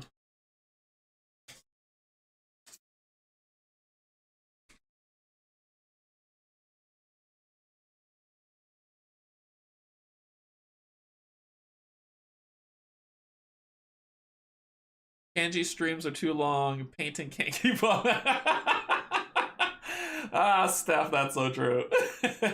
All right, so the darts, number 1 for sorry, the elites always go first. So the elites are gonna rotate towards their target. 1, 2, 3, 4. 1, 2, 3, 4. The person with the highest hull, which would be the thing, so it's gonna turn towards this. Then it is going to move 4 spaces. 1, 2, 3. It can only go 3. Then it's going to rotate. It does not need to. Then it's going to attack, which is repair itself. It doesn't need to. It's at full health. The next one, which is number 1, is going to rotate to the closest target. 1, 2, 3, 4. 1, 2, 3, 4, 5. So it's me. It's going to move 1, 2, 3, 4. Rotate. And then it's going to repair itself for 2. That's just hull repair. That is not shield repair. So I'm good. That ends their turn. Next up is the scouts. That was a waste of a radar jam, by the way. It makes me sad. But he is in the rear with the gear.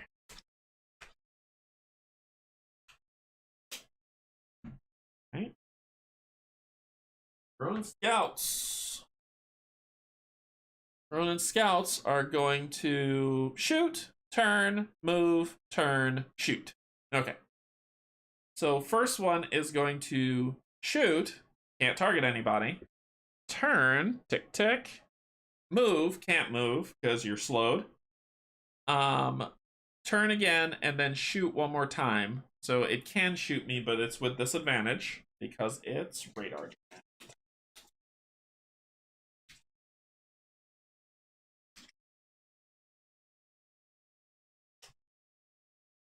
So let's see what the disadvantages say. So 0-0. So it hits me for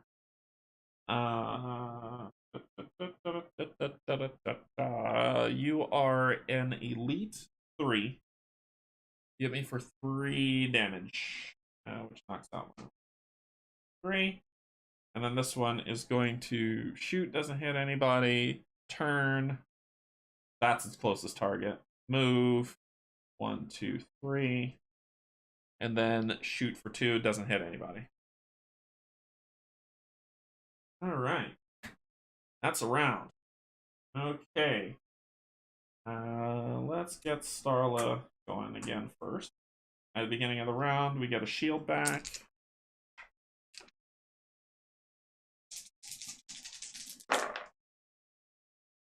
Lots of shooting and stress.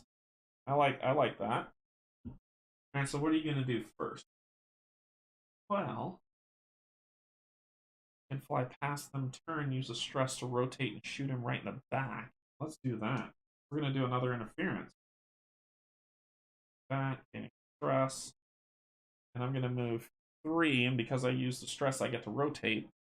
So 1, 2, 3, and then rotate 1. 3 would have put me here. So rotate 1, 2. Then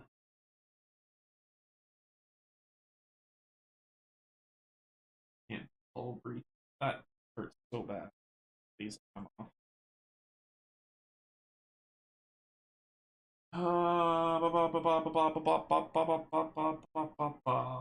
Going to spend this to rotate. I'm in your blind spot, jerk. I'll take the extra stress for that. And then we're going to commence Operation Shoot You to Death. So, how much health do you have left? 3? Let's do a Disrupt Beam. We can slow you. You are not immune to Hull Breach. +1, so that's 4. 1, 2, 3, 4. Ba-boom! It blows up. I'm then going to use 1 supply from Medellian to repair shields by 2. Getting back to 3. Oh, damn it. It can't be me. It can't be me.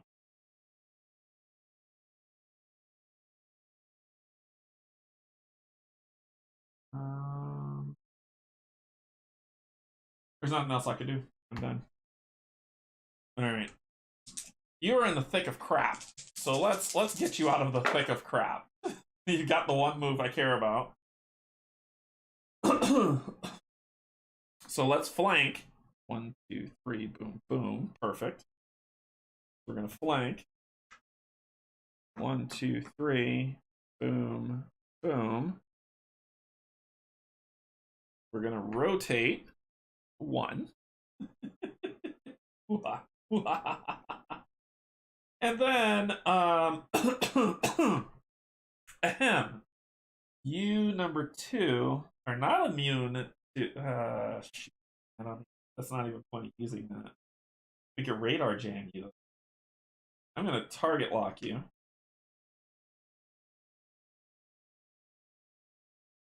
You're not immune to target lock.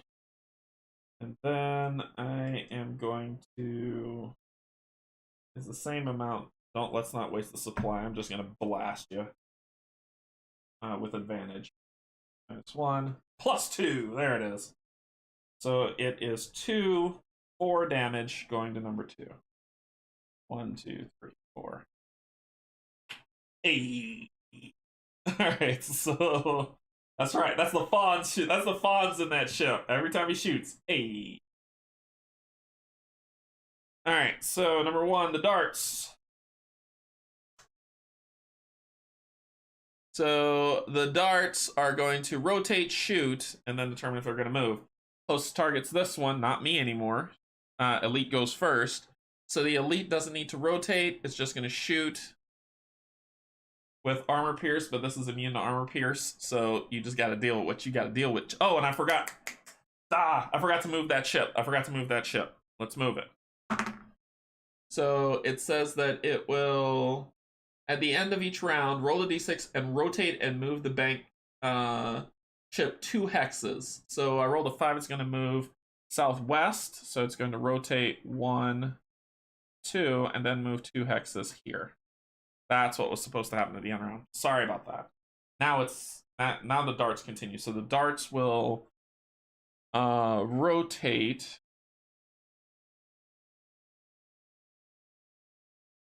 Shoot. I think it can still hit it. It's between 1, 3, 4. Yep, it can still hit it. So it's going to shoot it +1. So it's just regular damage for that dart, which is 3. So this goes to 27. Okay. Then it's going to move 2, and that's it. 2. All right, the next dart is going to rotate 1, 2. It is in its blind spot. Oh, that was in its blind spot too, wasn't it? So the same. So it's in its blind spot, and it's going to shoot. And it's with advantage, so it gets the +1, so it would do 4 damage. Takes it to 23. Good job. Take down that hole. All right. The miss was drawn, so I need to reshuffle. And then it would move 2. 1, 2. Wait. All right, that's the end of the dart.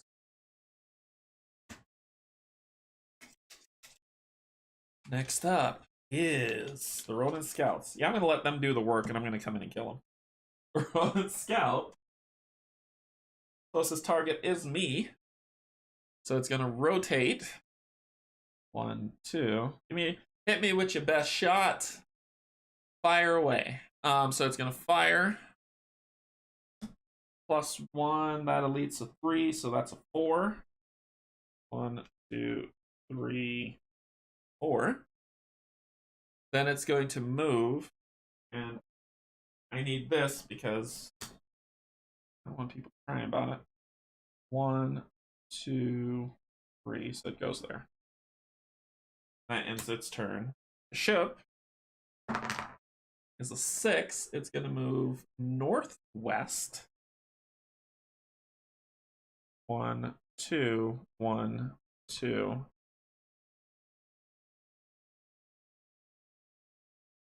Okay. New round. Round 3. We're going to let Gear go first. See if we can kill these Ronin Scouts. Actually, I might head for that dart. And I got armor pierce too. So let's see if we can get to the dart. That's lots of stress.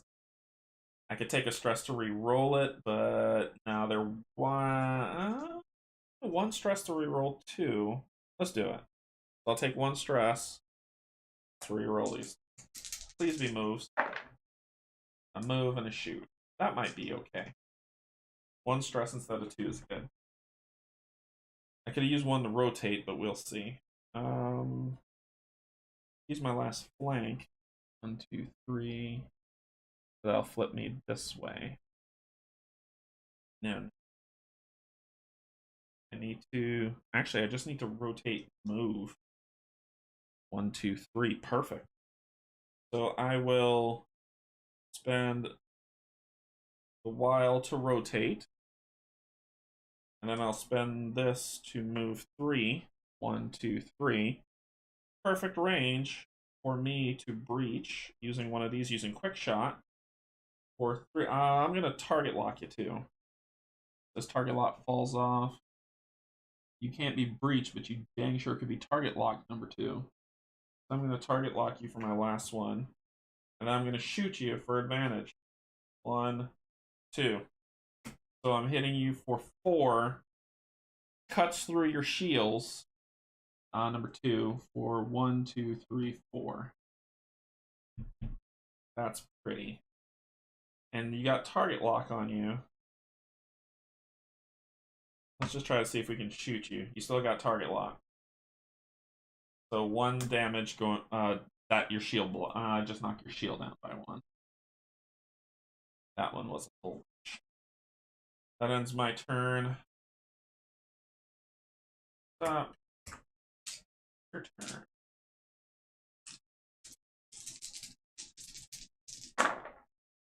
Lots of movement and a stress. Okay. Let's see what we're going to do with that. So I can rotate. Oh, I was supposed to get a shield at the beginning. Sorry. Shield at the beginning. I can rotate something here. Fly here. But that would put me maybe at a disadvantage from that one. It wouldn't be in its blind spot.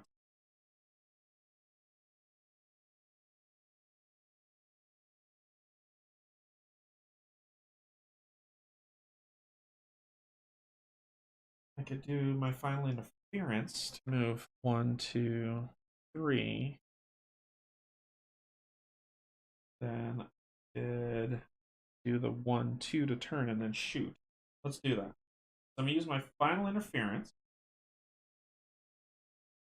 Oh, sorry. I gotta rotate first. I'm going to rotate.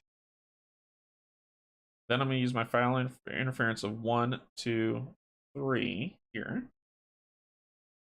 Then I'm gonna use this little bank ability to go 1, 2 here.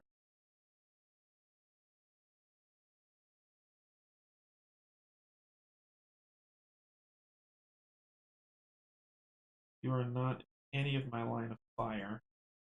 When I did that, was everybody when I got here, 1, 2. That's radar jam. So I'm gonna radar jam.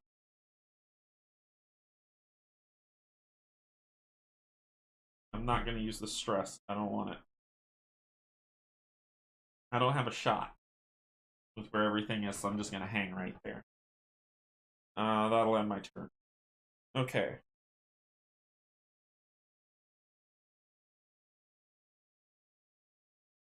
The darts.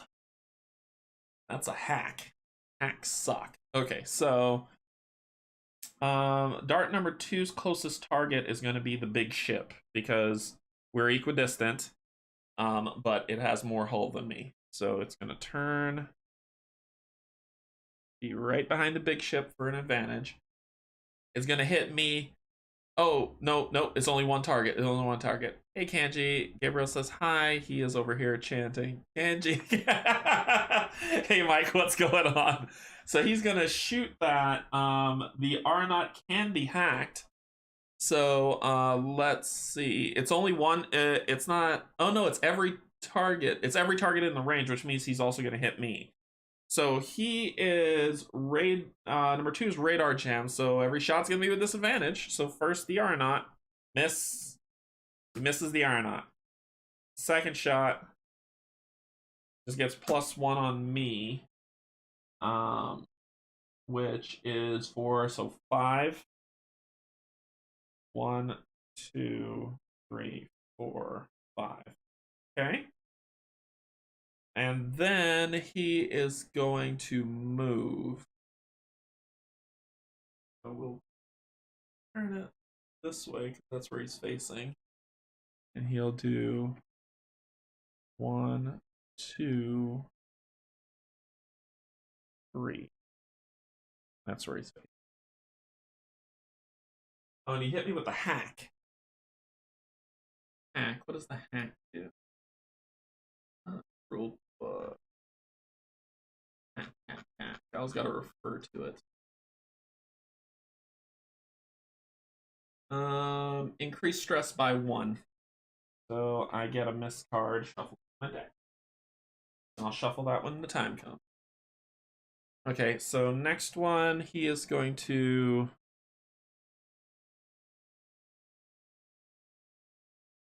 He's going to rotate. That way he won't hit me, thank God.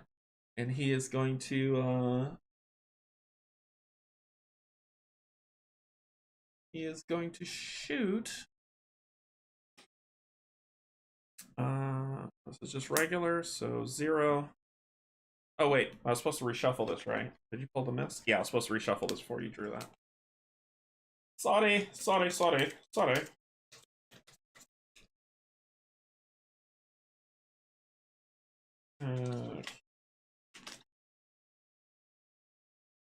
So it is, there it is. That's a crit.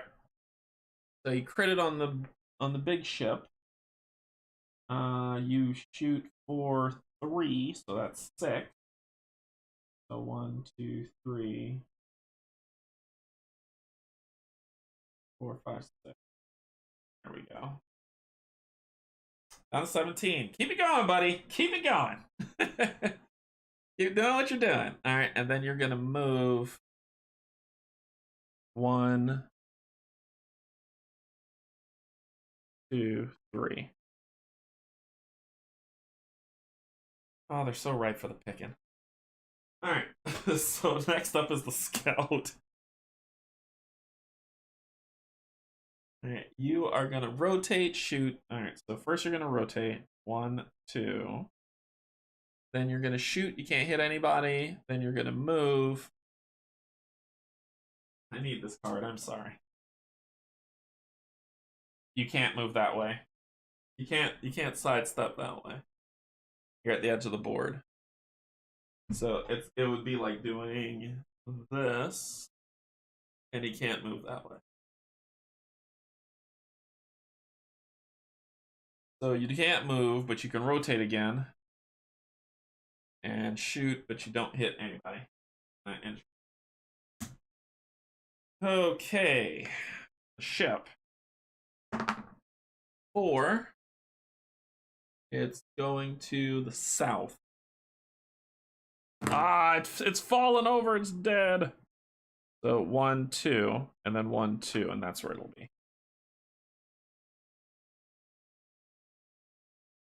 All right, it's facing south. He's gonna drive me. I'm gonna break this thing. I swear to God. Okay. All right. I have to reshuffle this.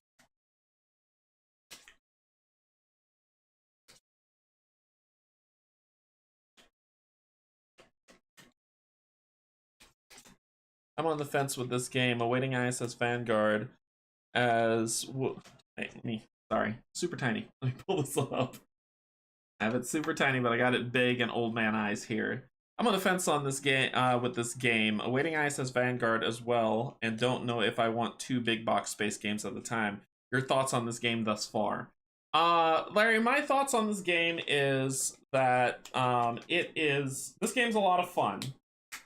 I think the scenario books looks daunting, but a lot of the scenario book I complete, like, it's not as big. It's probably half the size of missions because everything else is like a side quest or a quick say. I like the story so far. I love the space combat. Planet exploration's okay. Space exploration, I could do without it. But the main meat of it, which is the space combat, which we're doing now, I love that. I think it's awesome. And Mike says, I want it, Larry, but until I get through at least one of my campaign games, I've sworn off buying new ones. I don't know what you're talking about, Mike. You're not making sense. No, I get it. All right, she has a stress, right? So I have to reshuffle. Okay, I think we're gonna go for the because after that it becomes, once I kill these darts, it becomes like unnecessary. So can darts be breached? One of them can. Number 1 can have a hull breach, but I want the one to. Gearden's going after number 2 because I'm gonna pierce that armor and kill him. Starla needs to heal. Alright, so keep it running. Did I pull anything that I need to reshuffle here? Nope. Okay. So Gearden's going first. It's not that similar to ISS, so I could see the argument for owning both. It's not similar to ISS at all. At all. What? I don't want that. I'm going to take a stress. I'm going to re-roll 2 of these. Better. That is way better. All movement is not something I want. Alright. Need to reshuffle this after all. Yeah, space dogfight mode and 7 continent. And I like the combat mode, the space combat mode, because positioning matters. There's a strategy to it. It's not, okay, I'm just gonna walk over to this guy, hack. Walk over to this guy, hack. It's, I gotta rotate my ship. I gotta make sure I'm at this range. I gotta, make sure that that the rear of my ship isn't exposed, or else someone's gonna get advantage on me. So there's a lot to go with it. A lot. All right. I did not increase the round tracker. I did not give myself a shield, and we're ready to go. Okay, so you just need to get quick attack on number 2. So we just need to get within 2 of him. I could bank, put me here, and then move 1, 2, 3, and then my shot would be 1, 2, and then join, and it would hit. Yeah, it would hit. So let's do that. So we're going to spend a movement to bank here.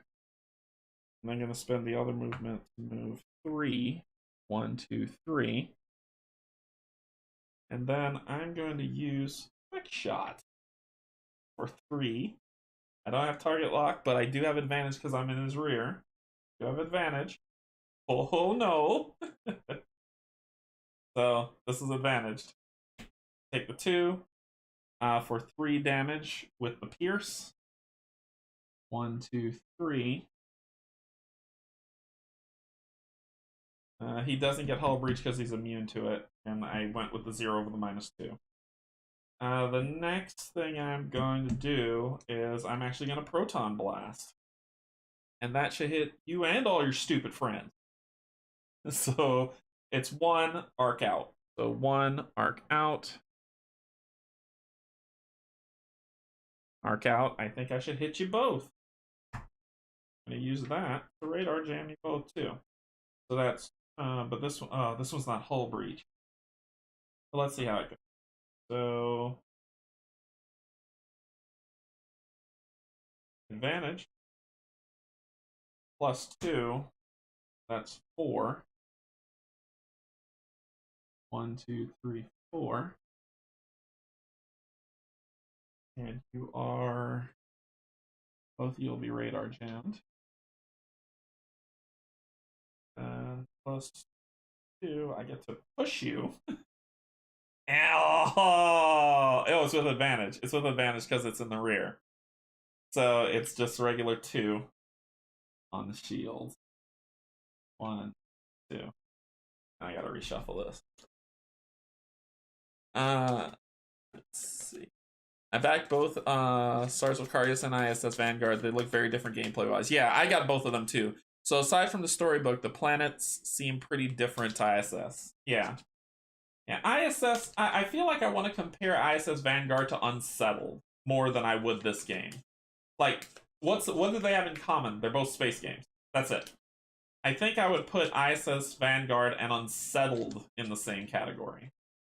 I wouldn't put these two games together. Okay, so you went. It is your turn.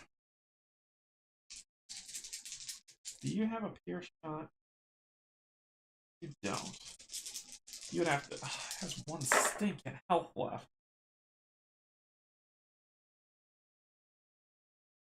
Did I remember to move this ship? I don't think I did. Yeah, I did. Yeah, I did. Because they flew past him after shooting him, and then he turned. Yeah, I did. All right, so. Wow.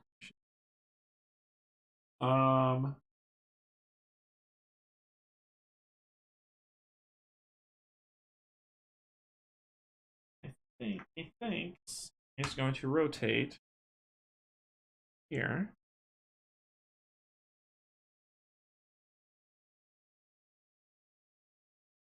You haven't played Unsettled? We'll talk about it. We'll talk about it. Unsettled's one is one of my. It's a big fun game. And then we're gonna spend 3 to repair. So it is 2, 1, 2, lower stress 1, 2, and resupply.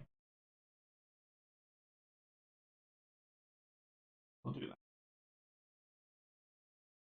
And we're gonna radar You're already radar jam. So, Bull's looking pretty decent. I don't need to do anything like that. And then add a +1. We're good. We're good. We're done. Okay, because I lowered stress, I get rid of that stupid stress miss out of my deck. And I shuffle.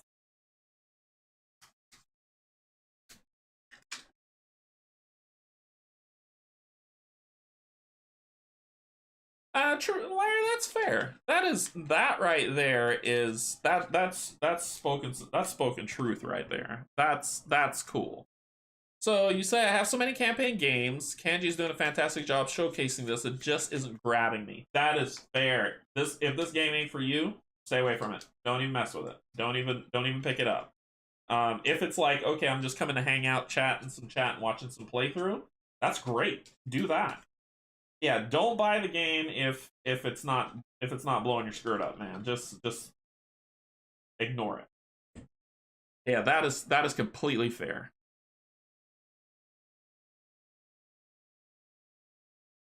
Okay. That ends our turn. What are the darts gonna do? The darts are gonna rotate 1, 2, 1, 2. Of course, it's gonna go for this one. So it was here. So 1, 2. Then it's gonna shoot it. It's within range to do that. It's gonna get +1 to that attack, and it gets advantage. So +1, it shoots for 4, so 5. 1, 2, 3, 4, 5.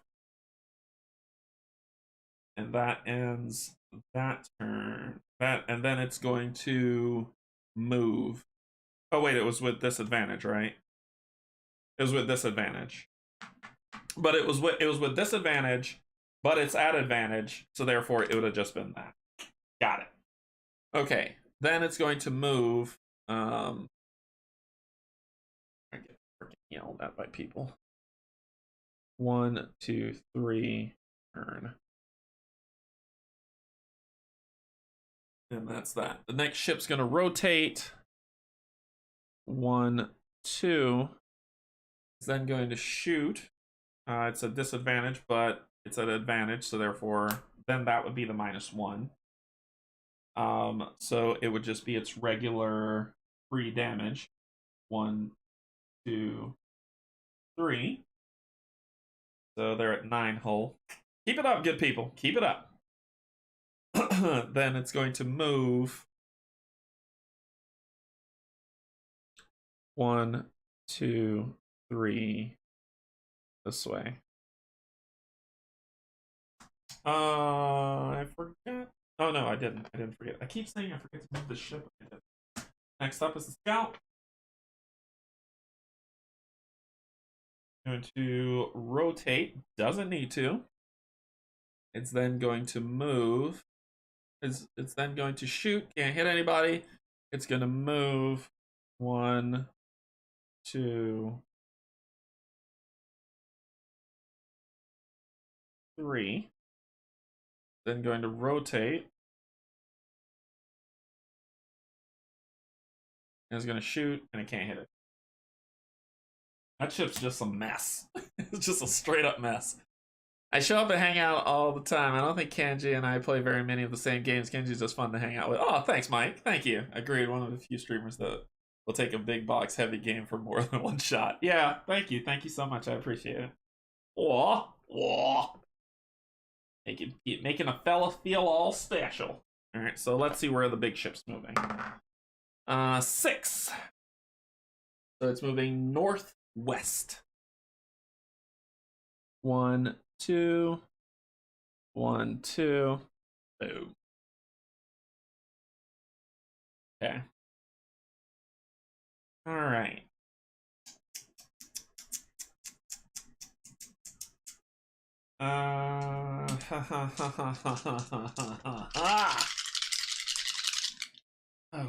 Okay.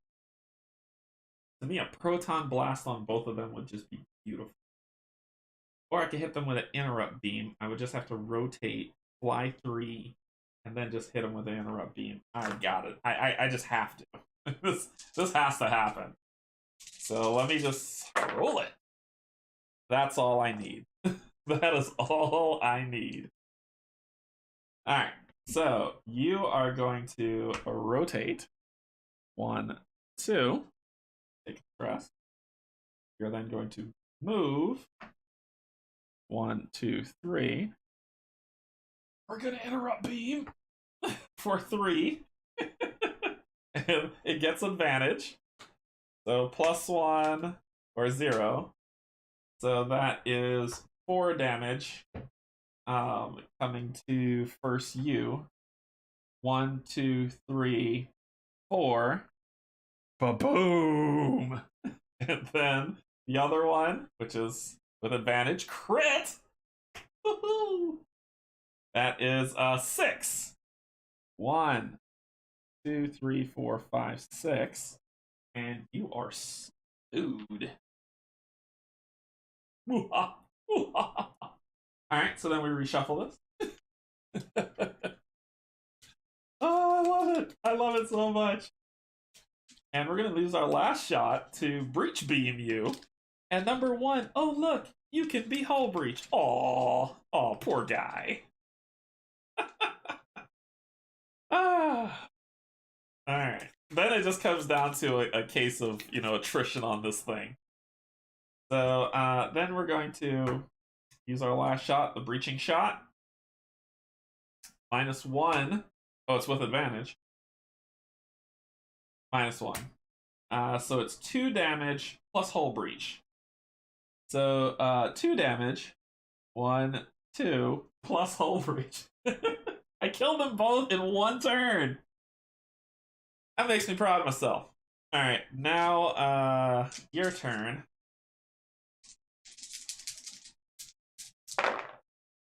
I forgot to give them a shield at the beginning of the round. And I forgot to move the round ticker.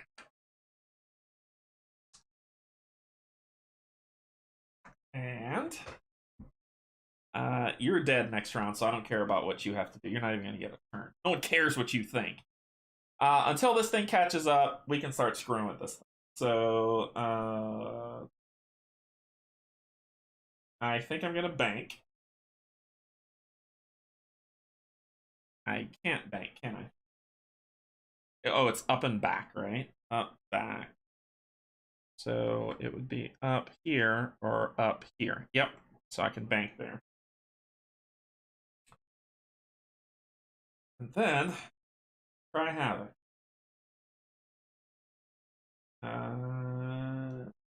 You don't have hull breach, but your hull is pretty busted. We're gonna do this for my last shot for quick shot. With advantage. So that is 3.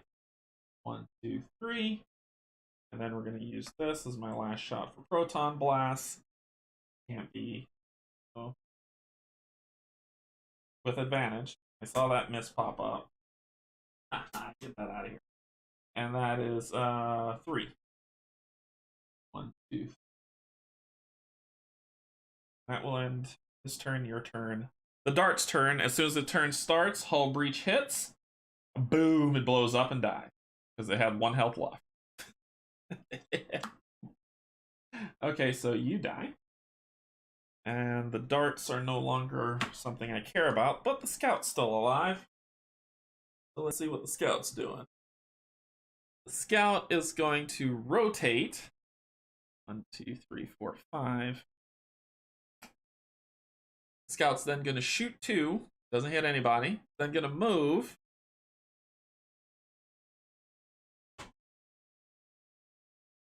One, 2, 3. Then going to rotate. Is going to shoot in front behind it. Doesn't hit anybody.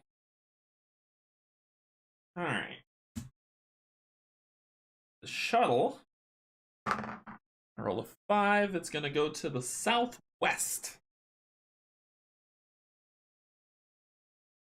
1, 2.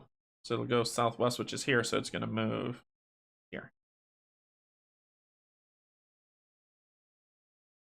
in the round. And shield. Ready to go. Starla's not in a great spot.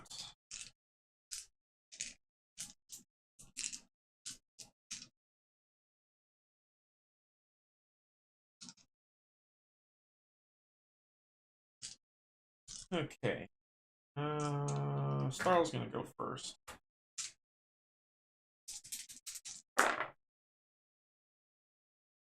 Okay. She is going to gain that stress back. Use the interference. Shuffle that. She's gonna go 1. Is it 1, 2? Actually, she can't use the interference. Sorry, that'd be crazy. She could barrel roll and rotate. Do that instead. So she's going to barrel roll.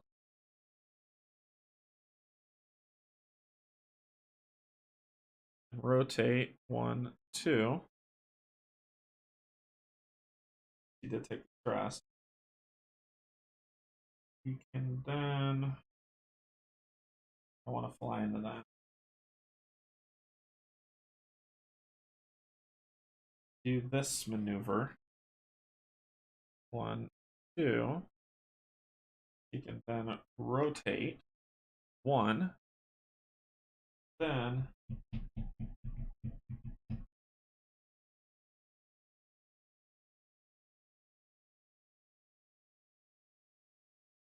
I'm just gonna shoot you, and I'm gonna add +1. Shuffle this. How health do you have? You have 4 health. Well, it's a 2. If I crit, I kill it. If I can draw the crit, I can kill it. So let's see if I can kill it. Nope. I do nothing. I do absolutely nothing. And then finally, I'm going to self-sacrifice to lose 1 hull. Oh, no, I don't. No, I don't. I can't. I don't have a die to play. That's it. She's done. Alright. Your turn.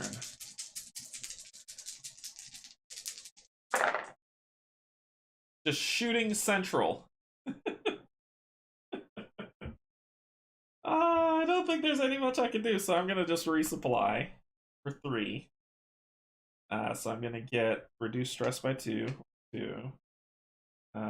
Heal, so let's get rid of the stress card. I think it's already gone. I think I got rid of it.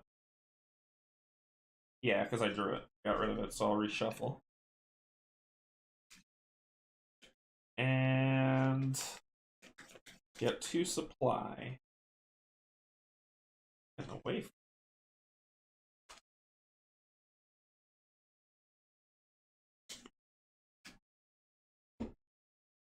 I'll put it to, you don't have any shields.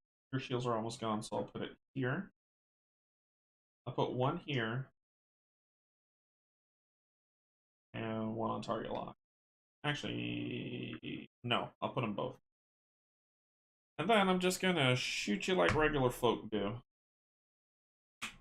Reduce stress by 1. +1, it's with advantage because I'm in your blind spot. And a crit. So it's a reduced stress by 1, and a +1, or crit. The crit would be 2 damage. This would be 2. It would surpass the crit. I saw Gloomhaven do this yesterday. So it would be 2 damage no matter what. That one wins out. So 1, 2. And then we reshuffle. That would end my turn. I saw Gloom. The component quality is fantastic, Larry. It is fantastic. They did really well. My only complaint about the components, and I think it's a preference, is that the ships that come with the base game are not as high quality as the add-on ships of Akarios that replace the standee. That's my only gripe. Alright. Ronin Scout 10. You're going to rotate. You don't need to. Your target is in sight. You're going to shoot. Ooh, and hit slowed, which means I can't move. But it's a regular shot.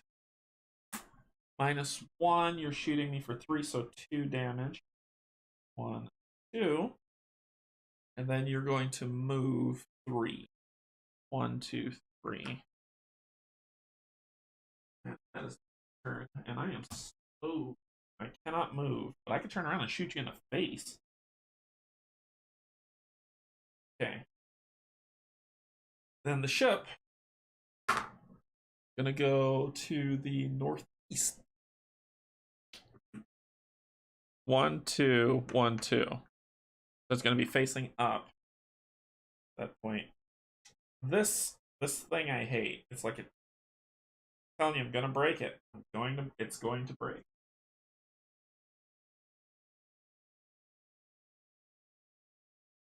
You know what? I just can't deal with it. This is gonna frustrate me. You're here. Okay, so, or should I say, instead of using this, I'm just gonna use this base because I can't fit it. It keeps falling off the thing. Let's see if another one would work.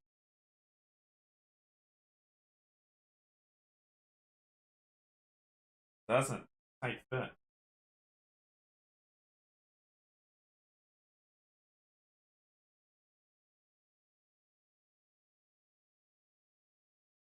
See how long that works.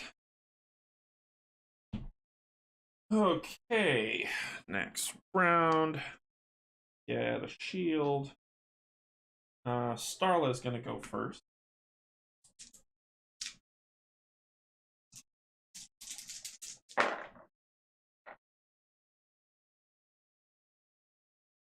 Starla going to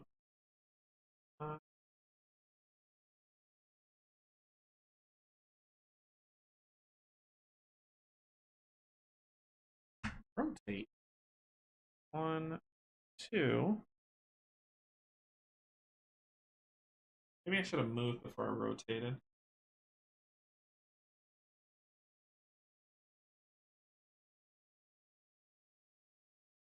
I could have done 1, 2, 3, 1, 2. Yeah, let me do that first. Before I rotate, I'm going to use interference. 1, 2, 1, 2, 3. Then I'm going to rotate 1, 2.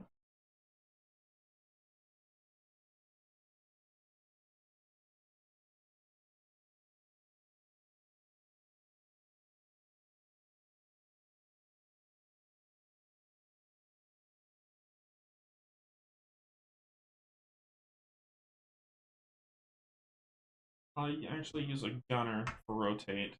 Then I'm going to use the wild to use my last barrel roll here. Then I'm going to shoot for 1 with advantage because you're in my blind spot. So +2, so that's 3 damage. 1, 2, 3. It's down to 1 health. Oh, I couldn't move. I couldn't move anyway. I couldn't move. Shoot, I'm slowed. None of that means anything. 1, 2, 3. These two go back on top. I'm slowed. I can't move. So all I could do, this is unnecessary. I have that. I have that. Get that back. And all I can really do is rotate. 1, 2. That's all I could do. I'll spend the 3 to repair. So, repair hull. Lower stress by 2. Get back to shot. You can be hull breach. Let me take those 2 back. And that'll end her turn. I get stress miss out. And I reshuffle. I forgot I couldn't move. The component quality is good. I think I did an unboxing where I showed it, and I talk about the component quality there. The cards, I compared them to Magic the Gathering cards. That's kind of like, you know, that's what I compare them, and they're better. So, yeah, Games did great for us, and Slow would fall. I couldn't move, so that was negated. All right, Kieran's turn.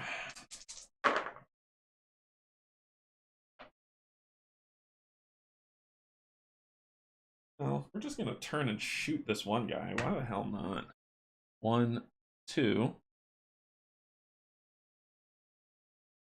And then you're right in the way of Proton Blast, for sure. It's just 2 damage. This is 2 anyway for a regular shot. I'm just gonna regular shoot you for 2. With advantage because I'm in your blind spot. Hull Breach. Or push 0. So because it's advantage, you gotta determine which one is the better outcome.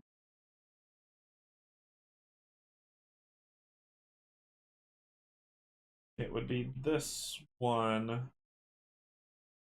It would be this one. Because this would knock my damage down to 1, but it has a hull breach. This one would just be 2 damage with a push, with a pull.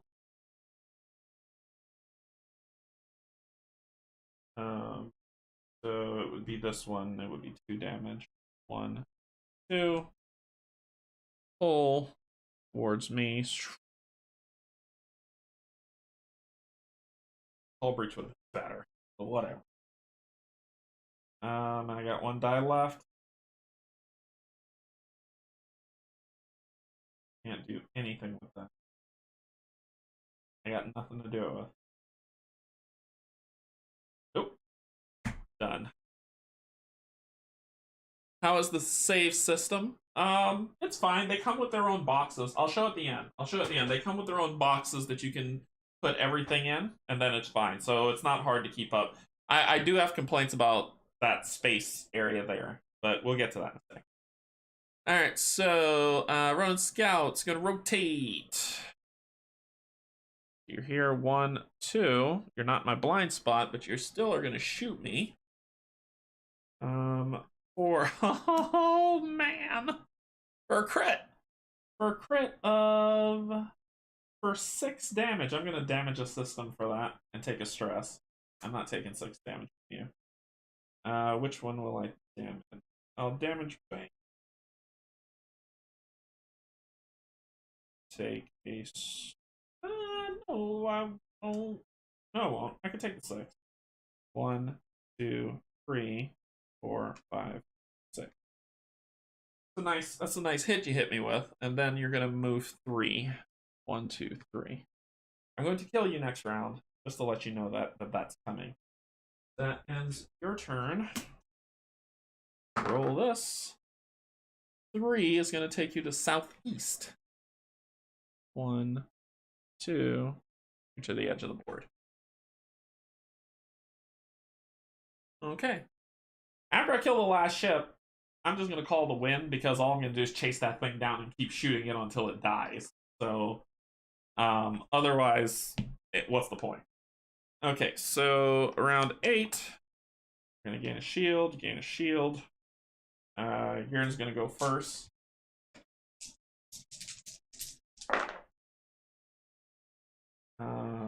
I do not mind taking a stress for what I'm about to do to you. So I'm going to take a stress to rotate. 1, 2. Bye. And then I'm going to shoot you for 2 with advantage. So that is 3. 1, 2. Boom.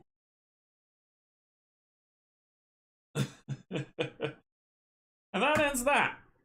All that's left to do is just chase the ship down and turn its hull to 0.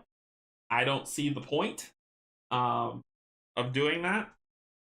I'm gonna just keep repairing and shooting, repairing and shooting, repairing and shooting.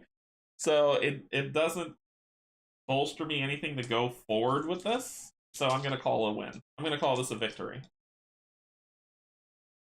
It's like, but you're supposed to reduce the hull to 0. It's beyond simple right now to kill this ship. It doesn't attack, all it does is run. It becomes trivial, so I'm not going to do that. And you can be mad at me if you want, I don't care. I've killed all the ships. We were successful. So, success! The transport crew turns out to be bank employees.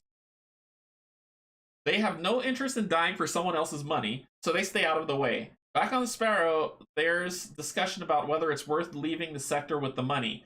Captain Soma intercedes, shooting down that idea. I do not fully understand how we got into this mess, but I know this. First, we don't want to get on the wrong side of the Ronin guilds. That will make our life difficult wherever we go. They're already attacking us. What?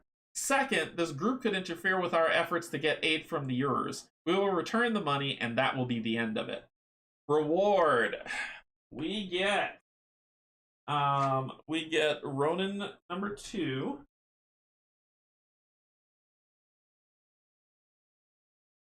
Hey, Alberto, thank you so much for becoming a subscriber. Thank you so much.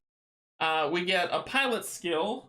So, we got another ship upgrade for Starla. I'm actually going to boost her shields by 2. So her shields are now, starts off at 2, 3, so it's 5. Her shields are 5. And then Gearden, he's going to start working on his next ship upgrade. And then we get 10 credits, putting us at 47 credits. So we get to buy some really nice stuff coming up. And we have completed Red Path. So we've got something for the establishment, but I don't give 2 hoots about them.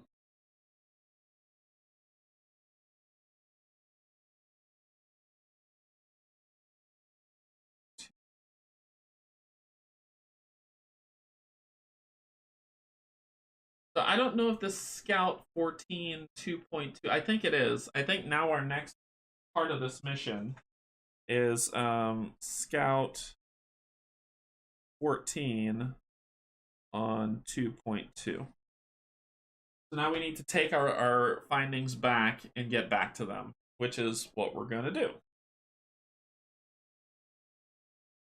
So we will this over. And up here is where the stuff is. So you can see where this is. It's hard to show everything. I'm sorry. So we've taken care of that. So now we're going to move. Let's explore more of this area. I'm going to spend 1 supply. Move to 5-2.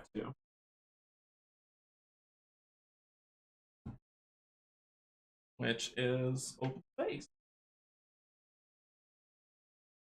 Oh, there you go.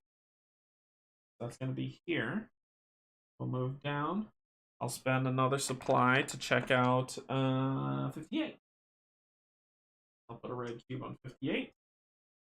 And where is...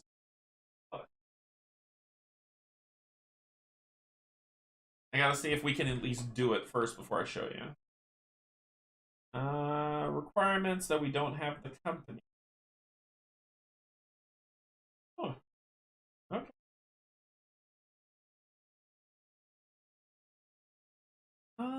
Actually, we don't have time to get into that. I'll stop here. It's combat, but I think we gotta stop here. We'll do 58. Remind me, but we'll do 58 next time we play. And we'll get into that combat so you can check that out. So you saw planet exploration, space exploration, and a good combat set that's going here. So I think we're going to call it here and stop at this point. It's going good so far. So let's check out some questions. There's questions on the save system. So you have these pads that you put stuff in, but when you're done, you get these tuck boxes here. You put your ship, your pilot, your ship, all your upgrade cards, all of them fit in here.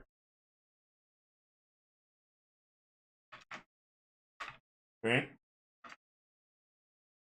So all of that goes in here to your character, and it fits. There's 4 of these, so for 4-player games, you fit that all there. So all that fits in there.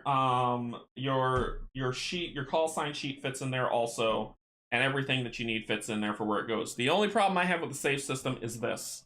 There is no real thing for that other than I'm glad I'm recording because I can go back and see what I explored and then put back things on it. Otherwise, if I clean it off the table, I would have to take a picture of it and then set it back when I come back, or write numbers down or keep a pad. I wish that there was something for this. Like, they've given us a bunch of sheets to go through tracking.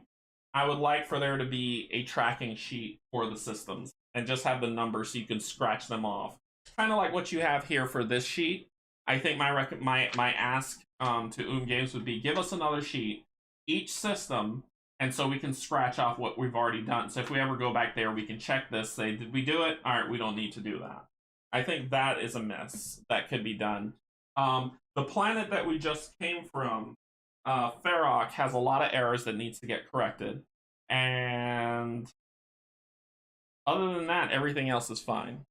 So, cool. Yeah, component quality is good. Safe system's good. Needs a little bit of refinement for the space exploration stuff. But other than that, yeah, I think everything else is pretty decent, and we're doing pretty good. This is the sandboxy stuff that I'm not.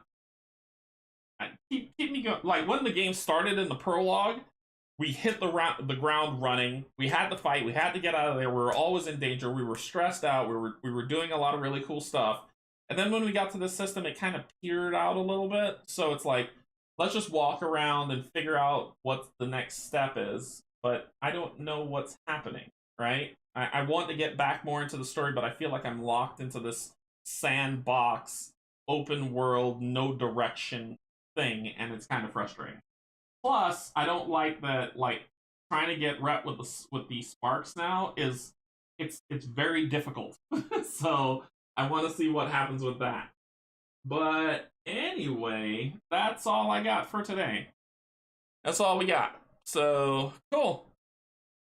Awesome. So that was more Stars of Akarios. We played through some decent content. You saw some planet side, you saw some combat, you saw some space exploration all in the same game. I'm searching for some good sleeves for the exploration mission cards. I will employ a perm marker to mark off event missions on the card itself. Sleeves, thoughts? So there's nothing like an overarching curse to solve. I think there is. So first, Doug's one. So you were saying that you're searching for a good way to do it. You'd put on sleeves and then you'd mark off on the sleeves. I think that the marker would rub off and you would waste the sleeve to do that.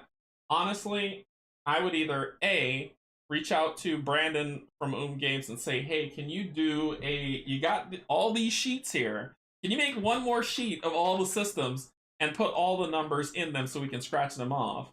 Or B, you just get out a sheet of paper and you just write down what you did. Don't waste the sleeve that you can reuse, right? So I would recommend against writing on sleeves, but you can if you want. It's your stuff, so you can if you want. Next question is from Yogi. So nothing like an overarching curse to solve. Yes, there is. Remember, we're being pursued by whatever destroyed Medellian. And one's a human and the rest is robots. So there is a big story. I just want us to get back to it. I like, well, right now we're just kind of trying to make allies and sputtering about. I just want to get to the story and play it. That's where my head is at. Let's keep going. Let's keep knocking at the story and see what happens. But we won't know until we get further into what those things go at. All right. So the big story is hidden behind a side. Yeah, that's pretty much what it is. That's pretty much what it is, Yogi. The big story is hidden behind something. All right. We've been streaming for about 3 hours now, so I'm gonna take a break, and we will get back to so what's coming up for the rest of the week. No, it's being hidden by a story. I don't know what we're supposed to do. There's nothing that's set what I'm supposed to do. It's not like I'm being like, okay, I'm just gonna screw around with side quests while this main quest sits over here. I'm assuming we need to either get rep with the establishment or the Sparks, and then the rest of the story will continue. Like we're building an army to come to fight back, but I don't know. Really early thoughts on replayability. Too early to tell. I'll say too early to tell, Larry. Yeah, I have no idea where to even go. Yeah, it's too early to tell for replayability. Oh, I heard something, but I didn't see it. Why didn't it show up over here? Somebody just subscribed. I didn't see it. Huh. I don't know. It should have shown up here. Yeah, it's turned on. Hmm. Oh, no, it's not. Now it's turned on. It wasn't turned on. Okay, now it's turned on. I guess play through 3 times changing allegiances. Possibly, but you don't know what that's going to mean. That's why I said it's too early to tell, because I'm going with the Sparks now. I'm trying to go with the Sparks now. So I'll see what happens when I get the Sparks, and then I'll go with the you could replay, go with the establishment next time, see what happens when you do the establishment. I'm building this Ronin rep, so we'll see what happens with the Ronin. And this is only Act 1. Act 2 and Act 3 probably have more people to align with. So I don't know. So yeah. I don't know. I'm not sure. Replayability is overrated in my opinion. A good story is worth more. True. You mean like adding more content? Yeah, there's there. I don't know. That's the thing. I'm not going to say there's replayability until I play some. I think that'll only be fair. Okay. Next week, Tuesday is Darkest Dungeon lunchtime stream. We're back to an hour. I won't be playing a game Tuesday night because I think I'm streaming with Steve from One Stop Co-op Shop on his channel that we may play Leviathan Wilds, I believe. But I need to check in with him to make sure that that's still happening. If not, then Stars of Akarios. Thursday, Darkest Dungeon 1 hour lunch stream, and then Thursday night, Pac-Man and I are going to play something because we finished Pandemic Legacy Season 1. We'll see what we'll play. Friday, Gloomhaven Friday at 3, and then Saturday, One Stop Co-op Shop, and then Sunday, back to Stars of Akarios, and we'll see how it goes from there. Hopefully, Yogi, hopefully. Thank you, everybody, for joining me. I really appreciate it. Thank you so much, my patrons, my YouTube subscribers, and if you're neither, thank you as well for coming. Also for the person who subscribed, thank you so much for subscribing because I didn't have my event tracker on, so I couldn't see what it is. But thank you so much. I'll see. It'll pop up in the thing, but we'll see how it goes. Yeah. Other than that, I will see you all Tuesday for some more games and fun in Darkest Dungeon. Till then, everybody keep playing games, stay safe, stay loved. If you're going to Gen Con, I will see you there. That's coming up very soon, so I will see you there if you're going. If not, just look for me, wave hi. There will be other conventions I'll be going to next year. I'm going to UK Games Expo, so I'll be over there, and I'm doing one big trip all the way to Essen. I've never been to Essen, so it's going to be good, but UK Game Expo next year, and we'll see how that goes. But if you're going to Gen Con this year and you see me out there, wave hi. Let's hang out and have a ginger ale or a beer, whichever your proclivities are, and we'll see how things go. But thank you so much, everybody, for joining me. I appreciate it. I will see you all later. Insert comment or slogan here. Bye, everybody.